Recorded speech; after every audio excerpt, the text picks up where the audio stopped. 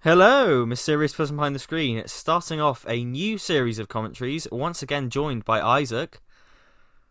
Hello, my dear boys and girls. And this is a commentary to Doctor Who, The Dalek Invasion of Earth, the second story of season 2 of Doctor Who. So we're going to be watching the DVD version. We haven't got the CGI effects on or anything. It's the original version of the story. So, without further ado, If you'd like to sync this up with your own copy of the Daleks' Invasion of Earth, put the episode count to 0. Also, we have this on the play all option, so we're not yeah.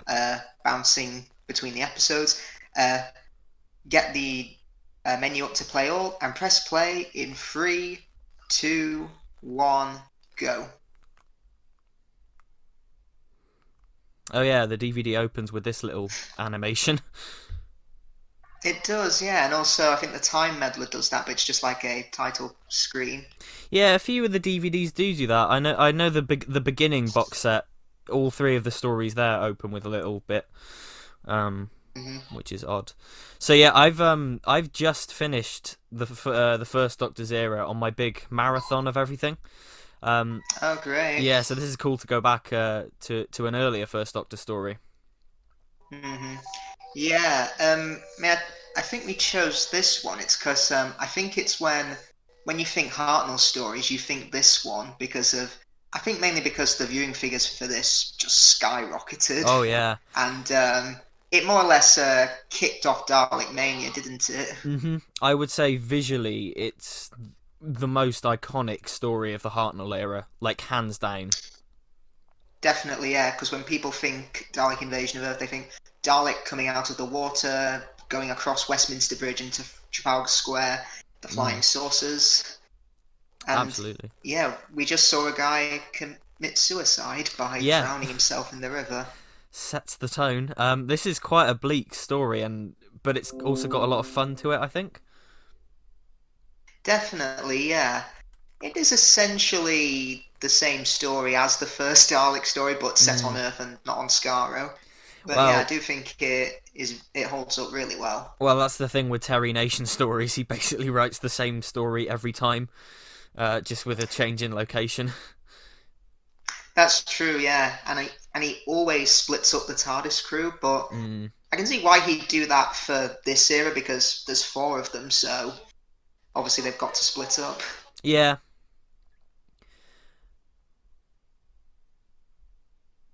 and this is given when this was aired. This was 1964. Obviously, this wouldn't Mhm. have been too long since the Second World War finished, and if you view this as like a what if the Nazis won the Second World War story, Yeah, it's true. interesting to watch it like that.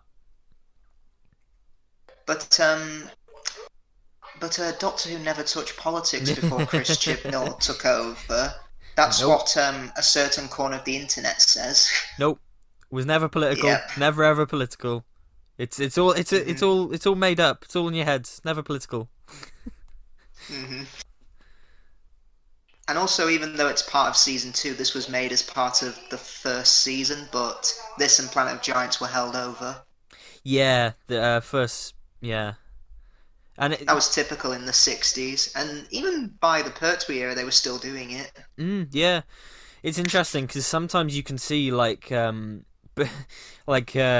the opening of like season 4, for example, starts with the smugglers, hmm and then the 10th planet was actually like the start of the season. Like it was, the smugglers was held over to season 4, and the difference between those stories, like they feel like they're from a different season.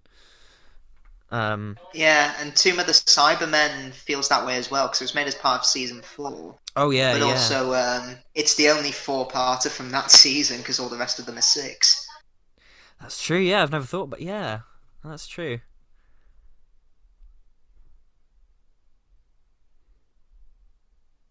So Hartnell, he's always been up there in my rankings, but like since doing my marathon, he's become one of my favorite doctors. I love him. Yeah, fans often, say he had fluffs and everything, but when he's good, he's really good. Oh yeah, I think he's Plus, great. I also count this story as important for his character development. Because if you watch him in season 1, he's very much trying to get away and get back to the TARDIS and not really interfere as much as possible. Absolutely. But here he makes a conscious decision to stay until the Daleks are defeated. Yeah, for sure. And even by this point as well, he has changed by his experiences over the first season already. He's already a lot closer to his companions and everything than he was throughout most of season 1. This is already quite a big change for him. And this is Hartnell basically at the height of his powers, because this was kind of before he started to get quite ill during like season 3, and before the production was just changing and changing and changing, like, you know, producers coming and going and companions coming and going. This is Hartnell at the height of his powers, I think. Definitely, yeah. And also, and the funny thing is, Ian and Barbara think they've come home, but they haven't, because that's their entire goal, is to get back home. Absolutely. Yeah, we And it makes me think, were they trying to recreate that with Tegan? Because in season 19, she's very much trying to get back to Heathrow Airport. That's very true. That's very true. But well, that's the thing. But if season 19 was... I was just going to say, if season 19 was broadcast today, you'd have so many people thinking Heathrow Airport is some kind of story arc. Yeah, that's true. That's very true. I mean, season 19, a lot of it does feel like it's sort of harkening back to this original TARDIS team in a way, just because the amount of characters that are there and, you know, trying to get home, and there's a kid involved with Adric and stuff. And I'd argue the Chibnall era is quite close to the Verity Lambert era, but with... because there's more emphasis on historicals, and also the Chibnall era just has a bigger budget. So yeah, and there's 4 TARDIS members. Well, that's the thing. Series 11 especially feels like season 1 remade it for the new generation. I said that when it was airing. Yeah. I said that when it was airing. Just sort of standalone stories with characters that you enjoy watching and you enjoy sort of playing off each other. Series 12 is a bit more new series like, but yeah. Yeah, and a bit more, I'd say a dash of McCoy. Yeah, I'd say that too, with the whole like Chibnall, not Chibnall, Cartmel Master Plan stuff. Though Andrew Cartmell's actually said he doesn't like the Timeless Children twist. Yeah, I saw that, yeah. And insecure YouTubers are probably going to take that out of context and say, you see, this guy agrees with me. That means I'm right. It's like when Fraser Hines said he didn't much enjoy the newer historicals, and everyone was like, see, Fraser Hines hates the modern era. It's like... And also, well, William Russell said he didn't understand Day of the Doctor. Yeah. I suppose that's shit as well. Yeah. I mean, I know some fans who say I'm not a big fan of the historical stories. I prefer when we go into the future, and that's fine. Yeah. Doesn't mean they're anti-woke and you can induct them into your white supremacy. Exactly. Doctor Who is such a diverse show that different stories appeal to different people for different reasons. It doesn't. Exactly, it doesn't mean that there's some agenda there. So we just missed the jolly good schmack bottom line, which yeah, you know, it's fine here because he's talking to his granddaughter, and that's just what sort of grandparents and parents say to kids. Mm-hmm. When they do it in Twice Upon a Time with someone it just feels like a cheap callback. Well, it feels uncomfortable, really. It's someone he's just met. It's just like Hartnell never went around to people going, "Oh yes, smack bottom, I'll smack your ass." Woohoo, yes. Oh, is this where he says, "I'm not a half-wit"? Did we just miss it? Yeah, he's just You just missed it, yeah. I'm not a half-wit. I'm not a half-wit. That made me laugh so much when I first saw that. Also, I found an interesting fact about stories being commissioned in the Lambert era. Apparently, David Whittaker, the script editor, said we shouldn't have any set in on contemporary Earth, because that means Ian and Barbara don't have a reason to stay because they're back home in their own time That's period. true, yeah. I mean, It's why Fury from the Deep in the Second Doctor was rejected, because it was set on contemporary Earth. oh, that's a Yeah. good, yeah.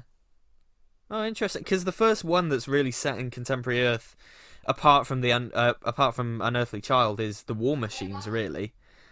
What about Planet of Giants? Isn't that set on Oh contemporary yeah, Earth? But that's a good point. Yeah.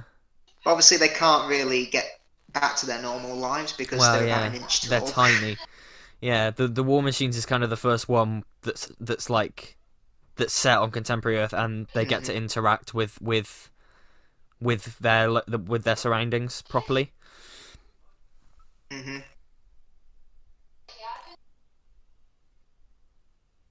I mean, because I think there's a documentary on the DVD about Carol Ann Ford leaving, and she was just kind of tired of the lack of sort of character development for Susan. Yeah. And then they brought her back in the Five Doctors just so she could twist her ankle again. Yep, she's always twisting her ankle. It's ridiculous. I mean, because Vicky comes in after Susan, and Vicky very much, to me at least, feels like a better version of Susan in a way. Like, I don't dislike Susan, but she's just a bit. She doesn't quite work. Yeah, because I was watching The Reign of Terror recently, and all Susan does in that story is be ill, and that's it. Oh yeah, all she does in that is just sort of sit in the cell and sort of moan about the rats, and then get a bit ill, and then they just sort of God, it's a shame, because I think Carol Ann Ford's great. It's just she was never allowed to really show off her acting skills, really. I think we're about to get the date of the story here, because he picks up a calendar and he says it's 2164. But I was actually watching episode 2 of the Daleks Master Plan, and he said, you should tell the Earth what happened in the year 2147. Oh yeah. Okay. And the trailers even said the year is 2000? Yes, that's the thing. There's so many What? different. I mean, yeah, and then if you go by the film version, it's 2150. So it's just it doesn't make sense. It's around that time. Though, funnily enough, I actually did watch the Peter Cushing film version before this one, I think. Oh, really? Yeah. See, I've actually never seen any of those films all the way through. I've seen bits and pieces, but Oh wow! Yeah, it's a constant. I actually caught Doctor Who and the Daleks, the first film, of ITV of all places. Oh yeah. During, I think it was like a summer bank holiday or something, and I hadn't seen the first Dalek story, but that was quite fun to see. Well, that's the thing. Funnily enough, I think later on in the year, because I think it was 2008, BBC 4 repeated the Daleks, because it was the day Partners in Crime was transmitted. Oh yeah. Yeah. I mean, that's the thing. Those Dalek movies are always aired on like bank holiday weekends and stuff. Mm-hmm. They're always on. I've just never actually sat and watched them all the way through, which is I really should one day, because I've seen pretty much everything else from Doctor Who, but I went through a period like a lot of fans go through where they're like, they're terrible, they're abominations that should never be mentioned, but I wouldn't go that far. But the second film soundtrack is just awful. Oh, really? Awful. Oh, it is so... You think Doctor Who and the Silurians music, and then combine it with Looney Tunes, and you've got one of the worst soundtracks I've ever heard for a film. Well, it's so bad. The second film, isn't that the one where the guy at the start, like the TARDIS dematerializes, and the guy just sort of grins and gurns and looks at the camera? Is that because I've seen... because Bernard Cribbins plays Police Constable Tom Campbell, I think. Yeah, and he's trying to stop a robbery, and he sees the TARDIS, which obviously he thinks is a police box, and then he goes in. They all look at him like, "Oh shit, we've been discovered," and then they take off like, "Oh, I guess we're kidnapping him then. That's a natural reaction. When you see Yeah. strangers, you know, natural, just kidnap them. Also, no mention in the second film. There's no mention of Ian and Barbara. He suddenly has a niece called Louise. All right then. Oh, really? Yeah, Oh, Ian and God. Barbara are in the first film, and Ah. I'm going to assume the actors were unavailable. So he still has Susan, but then he has a niece called Louise. Oh, God, I actually didn't know that. I thought they just kept the same It's cast. so Bloody weird. hell, that's weird. That's bizarre. Well, you know, Cushing Doctor is canon now after series 12. Yeah, true. I know there's that thing that some fans are like, if something's not canon, it's immediately crap. I know some fans sort of have that mentality, Yeah, but true. yeah, I don't know. It's like Scream of the Shulker isn't crap, and that's not canon. I've actually never seen that. It's pretty good. It's pretty good. I don't. A lot of fans rate it like really highly, and I don't like it that much, but I still think it's pretty good. It's definitely worth a watch. If only to see Richard E. Grant as the Doctor. He's brilliant, isn't it? I mean, I've heard rumors of a Wilderness Years box set for Blu-ray. Oh, I'd love that. I really would Yeah. love that. I think it would include the TV movie, More Yeah. Than 30 Years in the TARDIS, maybe Scream of the Shulker, Curse of Fatal Death. Actually, I'm not sure about Curse because is it something like Dimensions in Time? The actors weren't paid or anything? Yeah, there's some because it was produced for like children in need or comic relief. In the case of Curse of Fatal Death, it can't be released for profit or anything. It has to be for free or something. I know there's some sort of rights surrounding it. I'm surprised they never did like something like that for like a DVD box set though. Like I know Batman March has suggested before like an odds and ends box set with like Doctor Yeah, Who night true. and stuff like that. I'd certainly love it, but Oh, the model work. the model work. But to be fair, the CGI, the optional CGI on the DVD hasn't aged terribly. To be fair, Yeah, and It's, and funnily enough, it came before the new series, but they look very similar to those Dalek it's sources. very true. Yes, that is very true. Because this DVD was 2003, wasn't it? Because it's got like Yeah, it was chosen to represent Hartnell to celebrate Doctor Who's 40th anniversary. That's it. Yeah, because the discs are like all silver, aren't they? There's no Silver. artwork. Yeah, for Hartnell it was this, Troughton it was Seeds of Death, Pertwee I think it was the Three Doctors, Mm.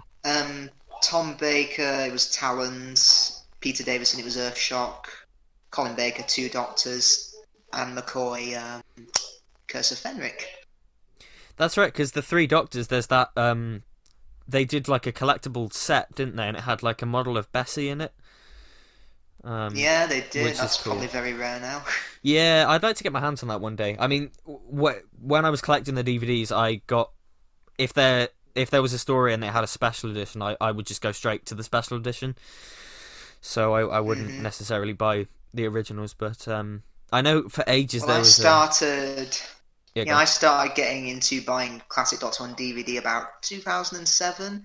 Oh And then yeah. literally a couple years later, that's when they started doing special editions. Yeah, like the revisitations box sets and stuff. Well, yeah, some of them I didn't get originally. Like, I didn't get Talons or the TV movie. I Yeah. didn't get their original versions. I just got the special editions. Well, I know for ages, like before the Blu-ray sets, I remember there were rumors of a special edition of this story. But Oh, yeah, because there's some artwork like floating around on the internet that was supposedly like a leak from a special edition of this. But with the Blu-rays, I don't think that'll ever happen now. I don't think they'll bother. I think they'll just go straight for the No. Blu-rays. well, we got a Power of the Dalek special edition. That's true, yeah. And actually, that special edition is a lot better than the original release for Power. I've not bought it yet because I was just saving my money for Fury from the Deep. Cause Yeah. That's a story I haven't seen before. Yeah. I got it off eBay because I wanted to get it cheap. Because because I already had the original release, so I was just like, oh, I do kind of need to get it. But yeah, the animation is a lot better for it. There's subtle changes, but it is a lot better. Mm-hmm.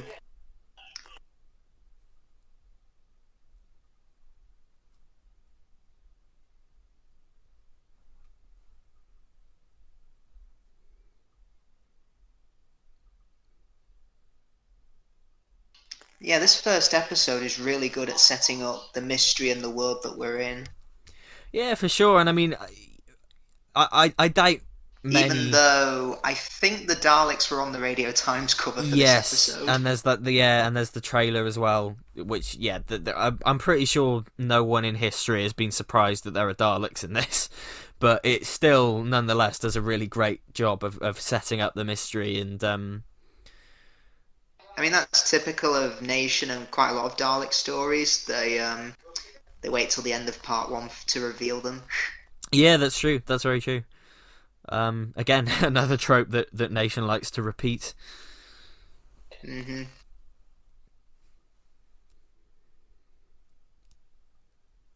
Stupid. Yeah, stupid.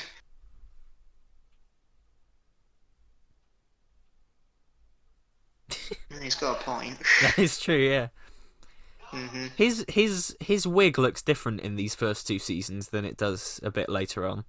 It's sort of... Yeah, maybe they were aging him up a bit more. Yeah, later on it sort of... It's a bit longer at the back, and then by the time you get to, like, the smugglers, his wig is just by the looks 10th like planet, Einstein. it's really long. Yeah, it just looks like Einstein. Mm-hmm. The Robomen are a pretty cool concept, I think. Yeah. A concept so good they'd be remade with Ogrons in Day of the Daleks and then Dalek Troopers in Resurrection of the Daleks. Oh, Terry Nation. Well, he didn't write Day or Resurrection. Oh yeah, that's true. Who did write Day? Mm-hmm. Louis Marks wrote Day. Resurrection was Eric Saywood, wasn't it? Yeah. I have read the novel for this by Terence Stirks, and it's pretty faithful. Oh, really? Yeah, I've Yeah. But the Robomen look a lot creepier, because if you look on the cover, they're in gas masks and carrying machine guns. Oh God! See, almost like Nazis. that's what I was going to say. That would have been a really cool idea to actually put to the screen because it would have emphasised more of that sort of Nazis. If Nazis won the war, kind of thing. Mm-hmm. So in these film sequences, the direction's really good. It's really well done. Yeah, Richard Martin directed this, and I think he was very... If you see him in interviews, he's always very conscious about making the Daleks look good. Yeah. Which is why he has the camera tilting upwards at them to give them a dominating presence. Yeah, like to give him power in the frame and stuff. It works really well. He directs this brilliantly, I think. Yeah, the 60s really made it count for Dalek reveals. They're all memorable. Oh yeah. Oh, absolutely. Because in The Chase, they also come out of the sand. Dalek Master Plan. They burn down the jungle. Yeah. Oh, there's that brilliant... This is a great shot. Oh, it is good, isn't it? Glug, glug, glug, exterminate. Well, that's the thing. If this was in The Chase, that Dalek coming out of the sand going... ah! Going... Ah! Ah! And that's true. In Power of the Daleks... Also, it's funny for... Yeah, go on. It's funny for audiences at the time. Apparently they weren't surprised that they'd come back. Apparently they complained in this episode, we waited 25 minutes and there was only one shot of a Dalek. Well, that's the thing. We take it for granted now, but of course this was... it was watched weekly. So the people had to wait another whole week to see the Daleks properly. Yeah, that's the thing, because fans today, we look at 6-parters and think, oh, this is too long, but... in the context of when they were broadcast, I bet people were fine with it. Oh, absolutely. Well, yeah, it was, especially with Daleks, it was more Daleks, and then you get to Dalek's Master Plan, it's bloody 12 parts long. So it's like... maybe that's what we need to do. When a new story comes out, we watch it episode by episode weekly. I mean, the thing is, like, six-parters often, especially in the 60s, they often are like too padded and too long. But like you say, it does help when you separate them, and you break them up, and it makes it feel like more of an event when you go back to them. Mm-hmm. Because that's what I did when I watched Dalek's Master Plan. I really sort of broke it up. Like, I would only watch like 2 episodes at a time, because otherwise I would just get the whole, oh god, this is going on kind of thing. But... I mean, I've got a theory about Dalek's Master Plan and how it could be released. Maybe they could release it in 2 separate DVDs. For example, maybe they could animate parts 1 to 6 first, and then parts 7 to 12. Yeah, I would dig that. I mean, because that would also sort of tide us over as well. Because it would likely be a long wait if they were to animate all 12 episodes at once. So it would be quite nice if they just released in colour the 6 as well. Yeah, that's true. Mm-hmm. And especially because they're having to animate them all now. It's not just the missing ones that get animated. So, but I bet the animation company behind the Underwater Menace, or whoever decided to release it in telesnap form, said, "This is the only way we can release it." That's so weird. Pretty stupid right now. That's so weird, because like, if you look on the restoration team's website, apparently the restoration team did offer to do a better reconstruction if they weren't going to do animation. The restoration team were apparently like, yeah, we will do some sort of animation work on the recons and the telesnaps and sort of add captions and everything, but whoever it was just said no, it needs to be as basic as possible. No restoration. I mean, they couldn't even be asked to add a title sequence. That's what I mean. Yeah, like, even there are fans online who do it for free. Yeah, who have done better than you. That's what I mean. Like the restoration team were like, we will do this for like no extra cost. We will add the title sequences. We will remake the credits. We will do all this. And whoever it was, the BBC or whatever, just went, nah, just bung it on there basic. It's like, Jesus Christ. Yeah, I was sad because I thought, oh, so the DVD range is coming to end with such a placid note. But then a year later, we gladly got Power of the Daleks, and the animation reconstructions have been non-stop. Absolutely. And now getting the Blu-ray sets as well, it seems...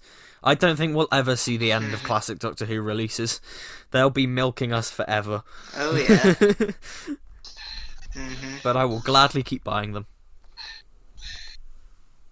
Now, what we've got here is the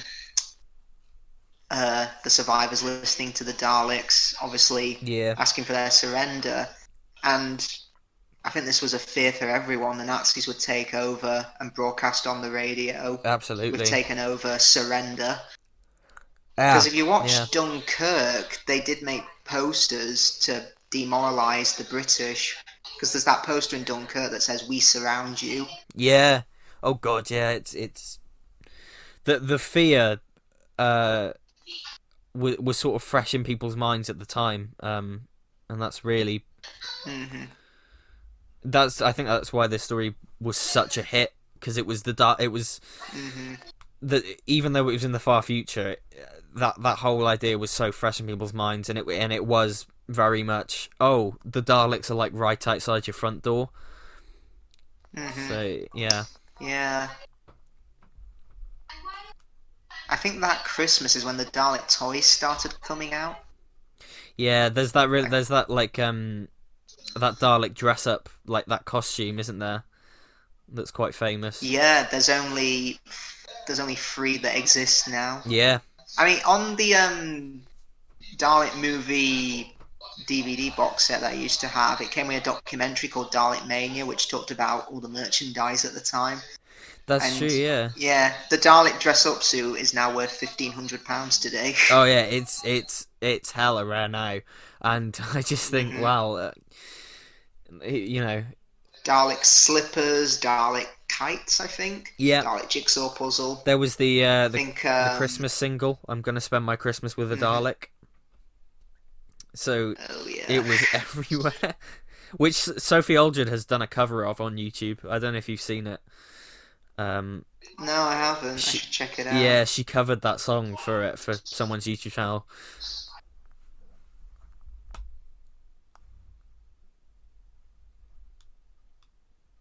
I mean, the 60s, that was full of like Doctor Who, like weird Doctor Who songs and like singles that were released. Fraser Hines did a "Who Is Doctor Who?"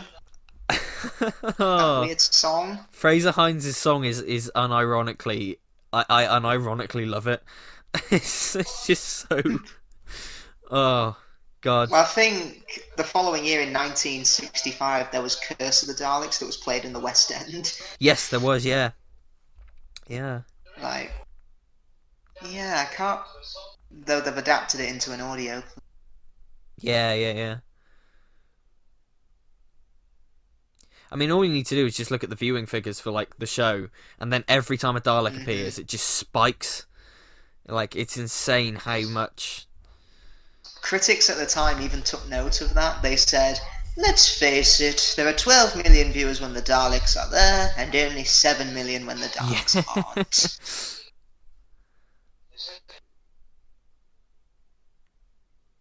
I like that Ian says that. Oh, they certainly look different. Yeah, they've got a different bumper and a circle on them. Well, interestingly enough, for the Dalek, for the film of this, they don't have the round disc. They just have slats, like they did in the classic series. Mm-hmm. Well, yeah, I always forget about this whole thing where it's like, oh, the Daleks needed the static to move about. I always forget that that's a thing in these early stories. Yeah, because it's something that just gets completely dropped. They've rewrote the Daleks, saying they don't need electricity to survive. Terry Nation is an absolute hack. He is an asshole. Hashtag not my Daleks. Sacked. Hashtag not my Daleks. You can see cardboard cutout Daleks there as well. Oh yeah, you can. Yeah. I do have the saucer pilot Dalek that we're about to see in a minute. Yeah, I think I have that as well. Yeah, I've not managed to pick up a drone yet, but if I'm in B&M, I'll have a look. Well, I mean, this is the thing. They're releasing like these Dalek sets based on every Dalek story, and it's like, I don't have enough room for all these Daleks. I've got so many 60s Daleks at this point. This is it's ridiculous. But I'm so glad we're getting them. I mean, yeah, when they get to the 80s, I'd definitely buy them because I've only got a Necros Dalek. I'd love for Remembrance Dalek or a Supreme Dalek from Resurrection. Yeah, I really want to get a Special Weapons Dalek, but they seem to be quite expensive now.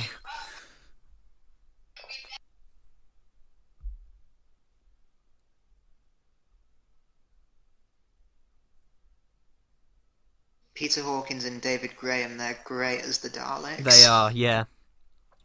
And they fit this design so well. Peter Hawkins died the same day Doomsday was broadcast, which ironically featured the Daleks and the Cybermen for the first time. Oh, God, I didn't know two monsters that he famously voiced. Yeah. I didn't know that. That's a shame. Yeah. Is David Graham still alive? I think so. Didn't he do like the voice of Parker in those Thunderbirds adverts from a few years ago? I can't remember what. I think so. Yeah. Yeah, I can't remember what the adverts were for, but he was Charlie in the Gunfighters and not the Switch, Professor Kerensky. Charlie the barman has caught in a shroud.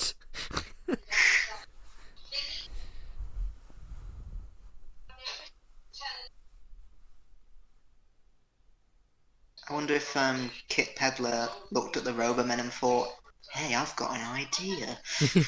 It wouldn't surprise me. I mean, that's the thing. They are very similar to the Cybermen in a way, but just like aesthetically, really, more than anything else. But yeah.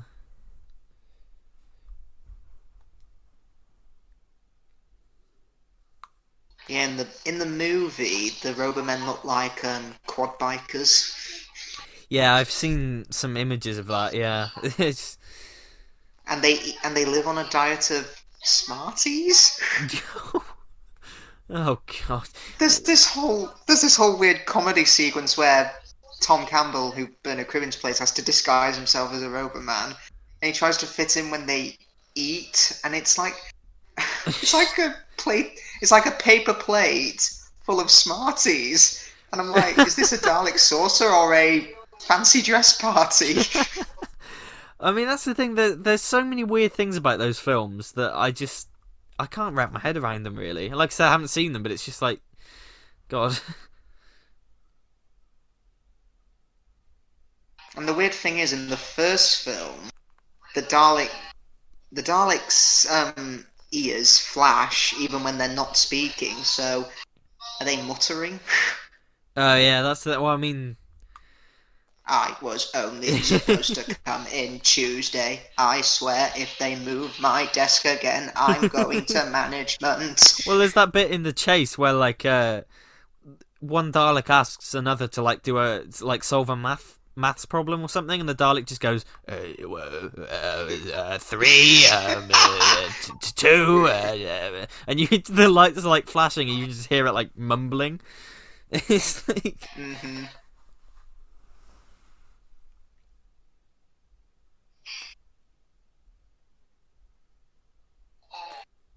So yeah, the Dalek Saucer Pilot and the Supreme Controller, as it's called, they weren't meant to be separate Daleks. It's just half painted, isn't it? yes, yeah, Because it disappears after this episode. that's true. Yeah, yeah.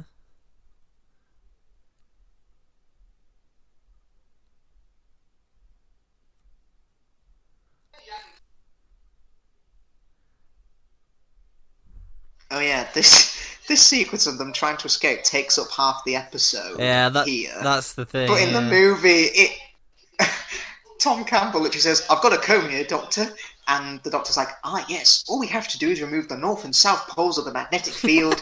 He literally puts the comb under the door, and it opens. Yeah, It takes half a second. efficient.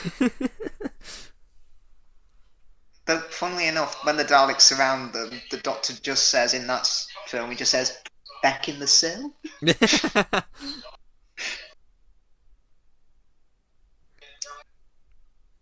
Daleks wipe out humanity with a plague.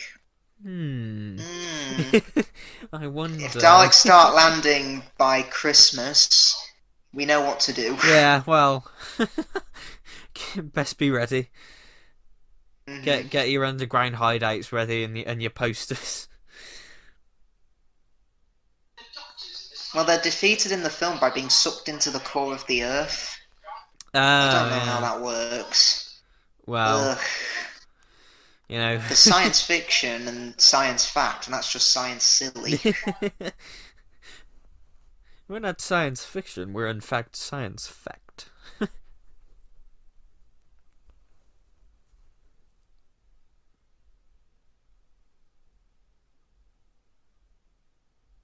It's an interesting little sequence with like David's voice carrying over into the footage. It's like something that would be so common now, but like whenever 60s Who does something like this, I'm always like almost caught off guard by it. It's quite rare to see it, yeah. And this camera shot, that camera shot we just saw there of it looking over the saucer and the prisoners, that's quite rare for Doctor Yeah. Who.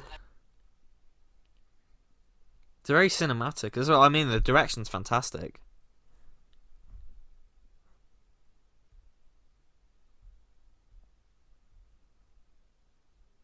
And it's also important to Richard note... Martin... Yeah, go on. I was just going to say, Richard Martin said, "The Web Planet was really hard for me," and then literally a couple of weeks later, Verity Lambert said to me, "Right, Richard, I need you to make a chase through time and space," and his reaction was, "Oh, for God's sake." Oh God, the Web Planet gives me a fucking headache.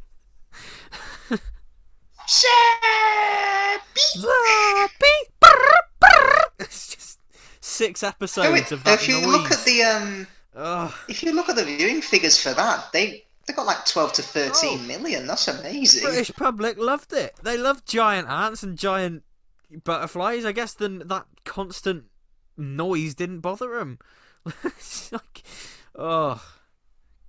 gave Well, me it was such a once headache. every week, so... Yeah, that's true. It's also important to note that like things that we're seeing in this, like the big curtains and like the cardboard cutout Daleks, they wouldn't have been noticeable on airing just because TVs were so small. No. But like when you watched it now with the luxury of modern TVs and stuff, it shows up a lot more. Also, no repeats, so no one could pause and look at it. Ah, yeah, exactly, yeah. I mean, I compare the missing episodes to this sketch of Little Britain where Andy and Lou are having a bonfire, and Lou is going to put all of Andy's toys and games onto the fire. And Lou is like, right, this is the last of the stuff. This has got all your old books and games here. Are you sure you want it all burnt? Yeah. Because once I burn it, you can't have it back. You do know that, don't you? Yeah. Right, I'll burn it. Fire's roaring. Andy says, I want my stuff back. That's like the BBC. I want my episodes back. Well, it's like on. I don't know if you've seen Josh Schneer's missing episode series. Oh yeah, it's brilliant. Oh, it's fantastic, so good. You know the amount of times in that where he says like, oh yeah, there were opportunities for the BBC to get these episodes back, and they just went, nah, you're all right. It's like, oh yeah. no. Why did you say that?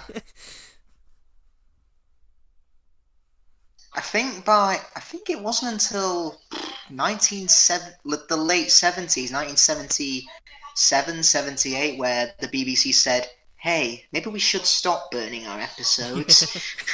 Well, that's the thing. Yeah, it is weird to think that if they had just stopped a bit earlier, how many stories we would still have.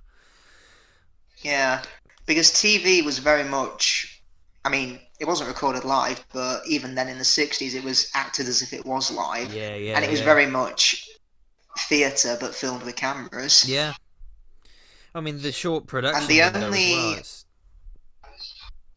Yeah, because every story had a right, shall we say, to have one repeat if they wanted to. Like, An Unearthly Child was repeated. Funnily enough, Evil of the Daleks was repeated between season 5 and 6. Oh, really? Oh, damn, okay. Yeah, it was because at the end of the Wheel in Space, have you seen the surviving episodes? No, I haven't. Yeah, because it's funny. At the end of the Wheel in Space, Zoe obviously joins the TARDIS saying, I want to come with you. Yeah. But the Doctor says, you never know, there could be a lot of danger. So he literally puts on a headset and shows her clips of the Evil of the Daleks, which then led into the summer repeat. Yeah. Oh, God. Yeah, no, that's the thing. Most of the missing episodes. It's really funny. Most of the missing episodes, I'm experiencing them for the first time on this marathon I'm on now, apart from the ones that have been animated and stuff. So yeah, I'm looking forward to seeing some of these little oddities. There's quite a few I've not listened to, mainly the Hartnell ones, because I know they're going to get animated eventually. So might as well just save it for then. I mean, Hartnell missing episodes. I think the difference with Triton is that Hartnell missing episodes tend not to be like amazing. Like there's a handful of ones in there that are great, but a lot of the Hartnell missing episodes are just like, yeah, it's all right. Whereas Triton ones, it's like, oh my god, that's amazing. It's a crime that doesn't exist. Obviously there are exceptions to that rule, but like the Space Pirates. Oh god. I'm dreading getting to that one. I really am. Its reputation is just so bad. Yeah, and it's probably Robert Holmes's worst story by default. Yeah, I've heard. Yeah. I mean, Terrance Dicks says, well, it wasn't working with me, it was working with Derek Sherwin. I mean, Terrance, you also script edited The Time Monster, so... Oh, The Time Monster. Not saying anything. The Time Monster. Tom Tit. Tom Tit. The opening to that story is like a sitcom. Doctor, you've got to come with me to the Newton Institute. I said there'd be 2 representatives from UNIT. No, I can't. I'm too busy. What about you, Captain Yates? No, I'm the officer on watch. Well, someone's got to come. Benson comes in. I'm half expecting the audience to go, yay! Insert laugh track here. Yeah. Oh, You're coming to the Newton Institute, Benson. But I'm going on my leave, sir. Aww. Oh, it's mental, that story. It's absolutely insane. Mm-hmm.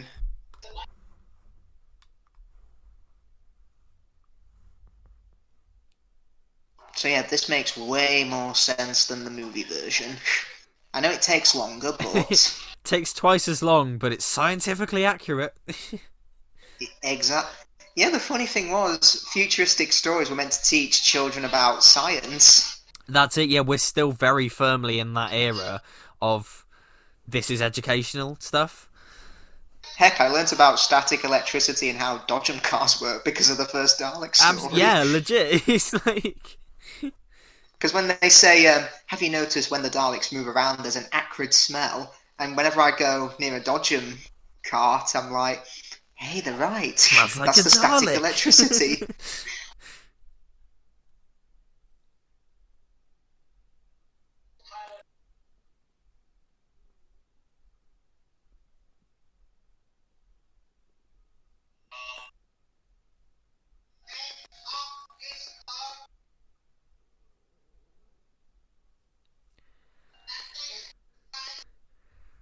At least they didn't use pigs. At least they didn't use pig slaves in this one. Ah, yeah. Oh god, can you imagine how they would have done like pig slaves and that in the 60s? Pig masks. Just like pig, yeah, legit pig Yeah. masks from up down the old Halloween shop. The lighting's really cool here, though. I like the spotlights and everything. It is, yeah.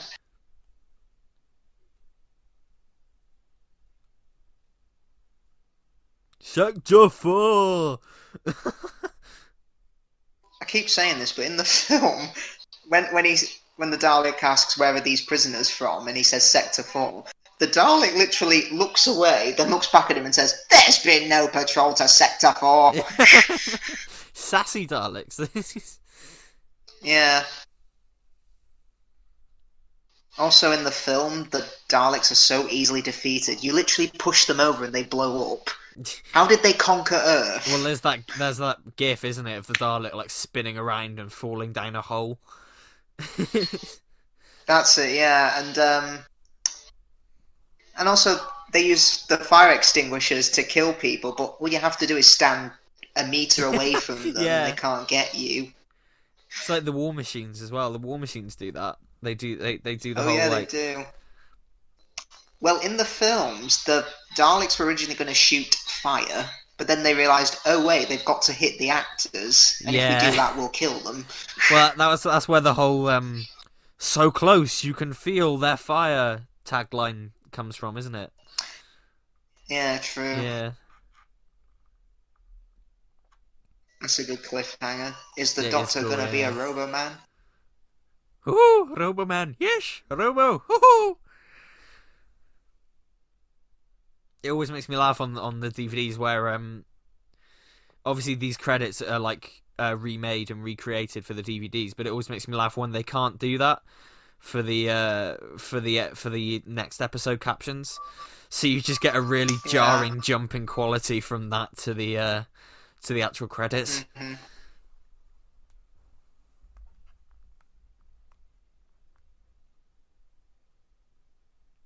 Francis Chagrin did the music. Yeah. Can't say I've... Is that the only thing they did? Is this one the only thing they did? I think so, yeah. Yeah, I can't recall. Probably, yeah.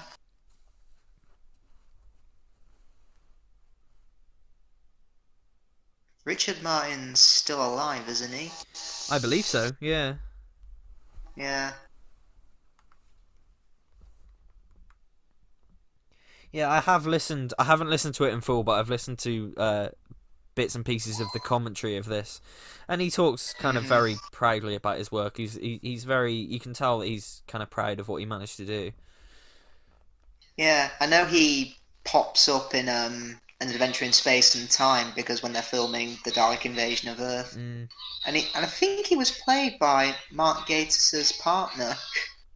Oh yes, that sounds pretty. I mean, because that's the thing, a lot of the people in Adventure in Space and Time are they're either related to Mark Gatiss or like friends with him and stuff.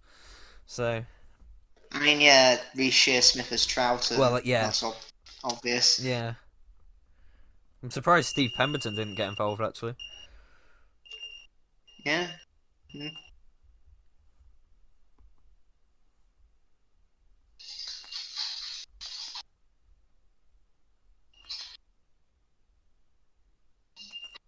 I'm surprised they got away with that. Yeah, I'm kind of surprised as well, to be honest. I mean, that's the thing. Is again, a lot. These sort of images are very bad for the children. They're... Those producing Doctor Who are a bit dumb. Those sort of images are burned in the mind's eye for a whole week. Yeah. Ugh. I can't hear... Easily offended minorities. They still exist. They're on YouTube. See, I can't hear the phrase "in my mind's eye" or "for a whole week" without thinking of Mary Whitehouse. I often imagine some of Bolstreck's stupid comments in Mary Whitehouse's voice or mannerisms. One particular programme, I can see it in my mind's eye, where Doctor Who visited Muslims and white people are being displaced, and this is horrible propaganda for white people who are incompatible with Muslims. This type of... Why are you looking at me like that? I'm not a white supremacist. I never judge by appearance. This type of diversity stays within the mind of a child for a whole week.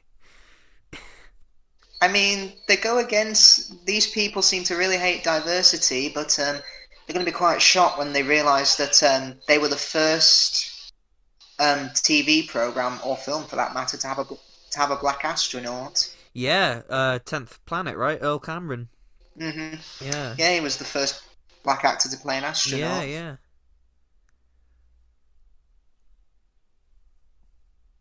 Though they kind of took a step backwards for diversity in Evil of the Daleks and Tomb of the Cybermen, when you had the only ethnic person being a silent, muscly type. Yeah, and I mean, you know, and it's similar to Talons and Weng Chiang as well. You sort of have to take it as a product of its time, and it's a little bit uncomfortable to watch. But I don't think we're doing any favours by erasing it. No. We should learn from it. Yeah, I agree. We shouldn't, because as the Doctor said, we can't rewrite history, but we can learn from it. That's the thing, that it when, like, earlier in the year, when episodes of different shows were being removed from streaming services and stuff, and it's just trying to deny the prejudices and pretend that they didn't exist, kind of. It's like with Disney Plus, they considered removing the crows from Dumbo, the cats from Lady and the Tramp. I mean, that's the thing, though. That, you know, it's just, how would you do it with Dumbo? Yeah. Because you'd go from the pink elephant scene to what? Him flying in the circus? But how did he get... You have Timothy say, "Oh no, the magic feather." Where did that come from? Well, I mean, that's the thing. There were rumours for ages about Dumbo, and the rumours were that they were creating this brand new version that was going to cut all of the problematic stuff out. But if you actually go on Disney Plus now, the only change that's been made to Dumbo is the addition of a disclaimer that says, "This is wrong. Yeah. This is wrong. It was always wrong. It always has been wrong. But we can't pretend that these prejudices didn't happen." And that's the way to go about it, I think. Give a warning. Yeah. Give a warning to let people know what they're in for.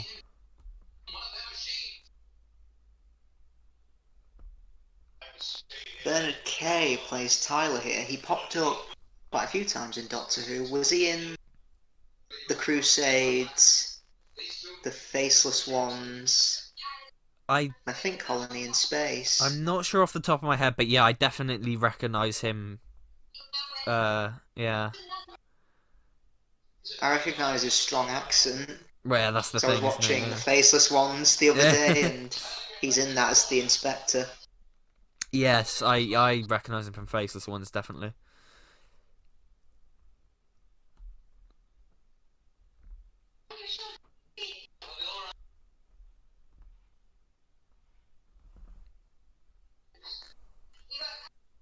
There was talk of Jenny being the new companion. Yeah, that's right. I heard that. Yeah. But that would mean. She was married to Richard Briers, who played the chief caretaker in Paradise Towers. Oh, really? Oh God. Oh wow. Yeah. Hungry. Now you see, Daddy's going to get you more food, because Daddy's very good at his job. Hungry! That's also Richard Briers doing the voice of Croagnon. Yes, it is. Yeah. Bloody hell! That Paradise Towers. It's nice that... Yeah, it's nice that you're more talkative, my pet, but you can't go around killing people when I haven't told you to. Oh God. I don't care what anyone says. I love Paradise Towers. It is. It's one of those things that you watch once and you sort of go, "What was that?" And then the more you watch it, the more you sort of appreciate how satirical it is. Yeah. Because when Series 10 was coming out and they were saying, "Oh, we've got a classic Who writer," I was actually praying it was Stephen Wyatt. Yeah, I don't think anyone expected it to be Rona Munro. Yeah. Yeah. I mean, part of me was hoping it was someone like Bob Baker or Terrence Dicks. Yeah, I was holding out for like Ben Aronovich or someone like that.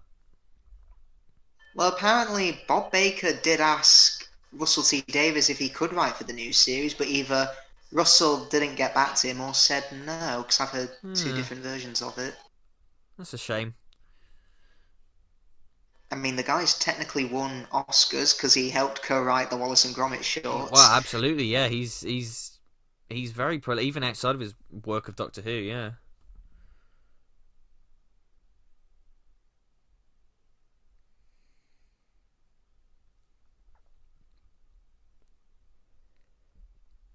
Now, the funny thing is, they all go to the mine above, between, below.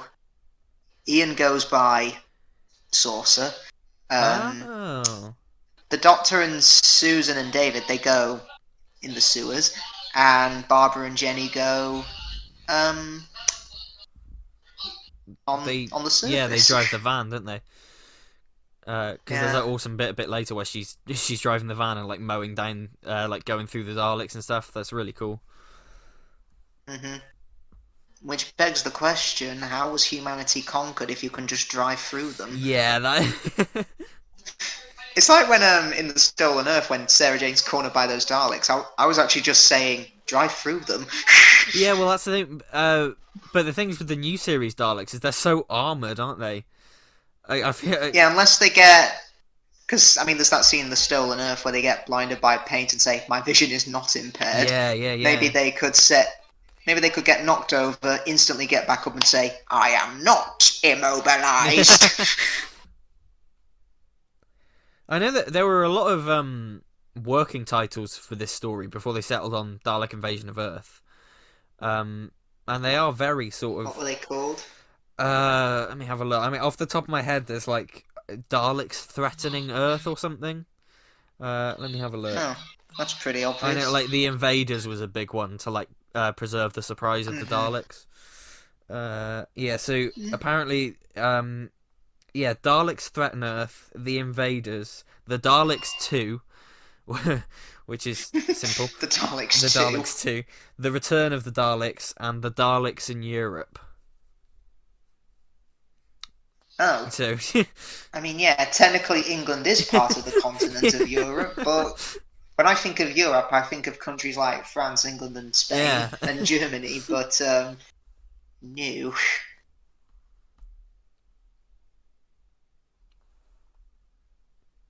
Oh, there's clearly no one there.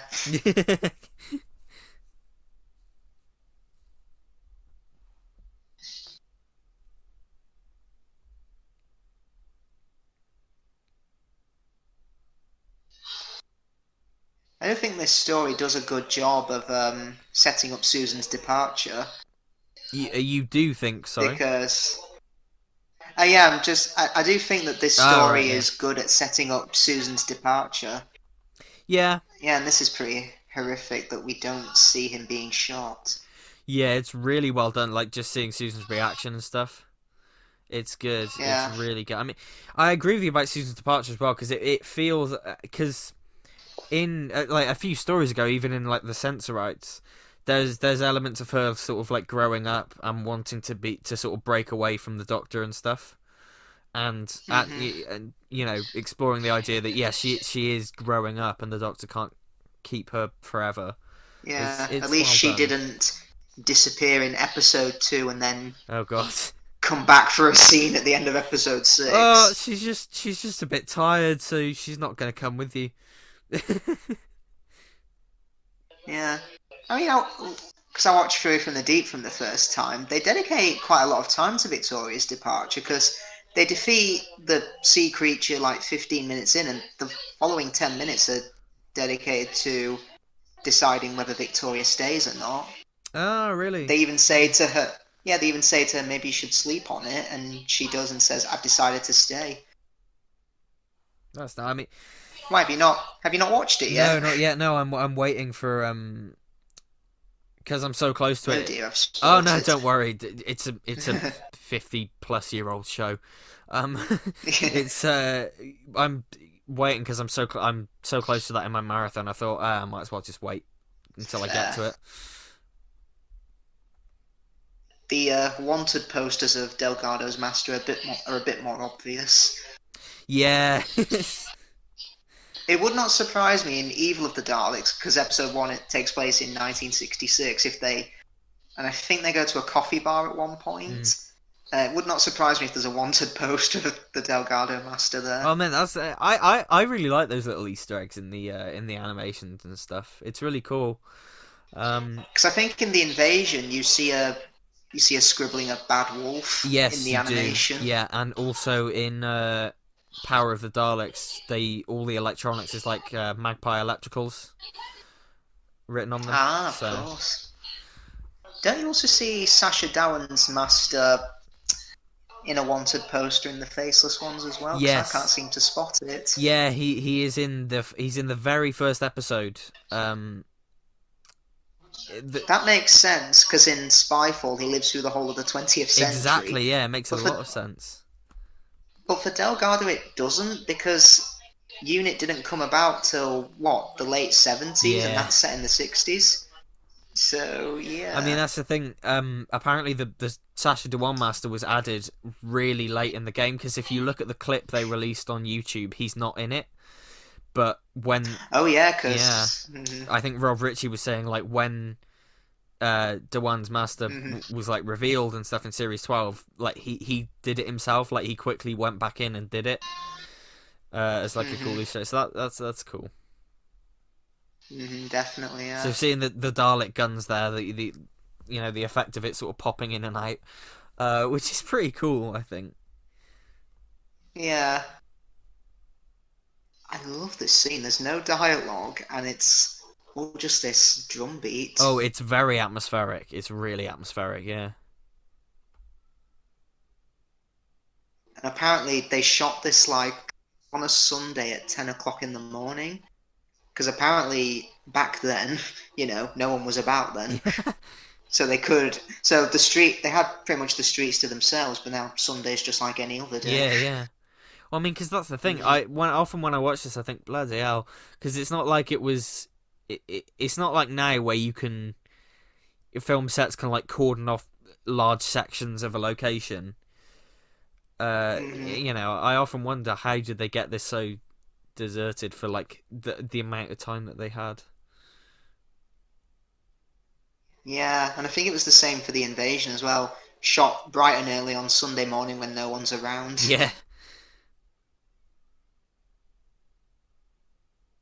The location work is incredible here, though. It's so iconic, like seeing the Daleks on the streets and stuff.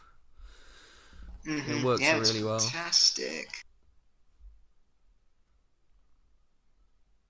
It's like the first time you see a Doctor Who monster in an iconic London Yeah, landmark. yeah. And like, That is great. just the scale of everything as well. Like, this is, compared to what we see, this is 3 characters running through London, but they seem so small, and everything seems so massive around them. And I don't think we've ever seen that Yeah, definitely. before this story.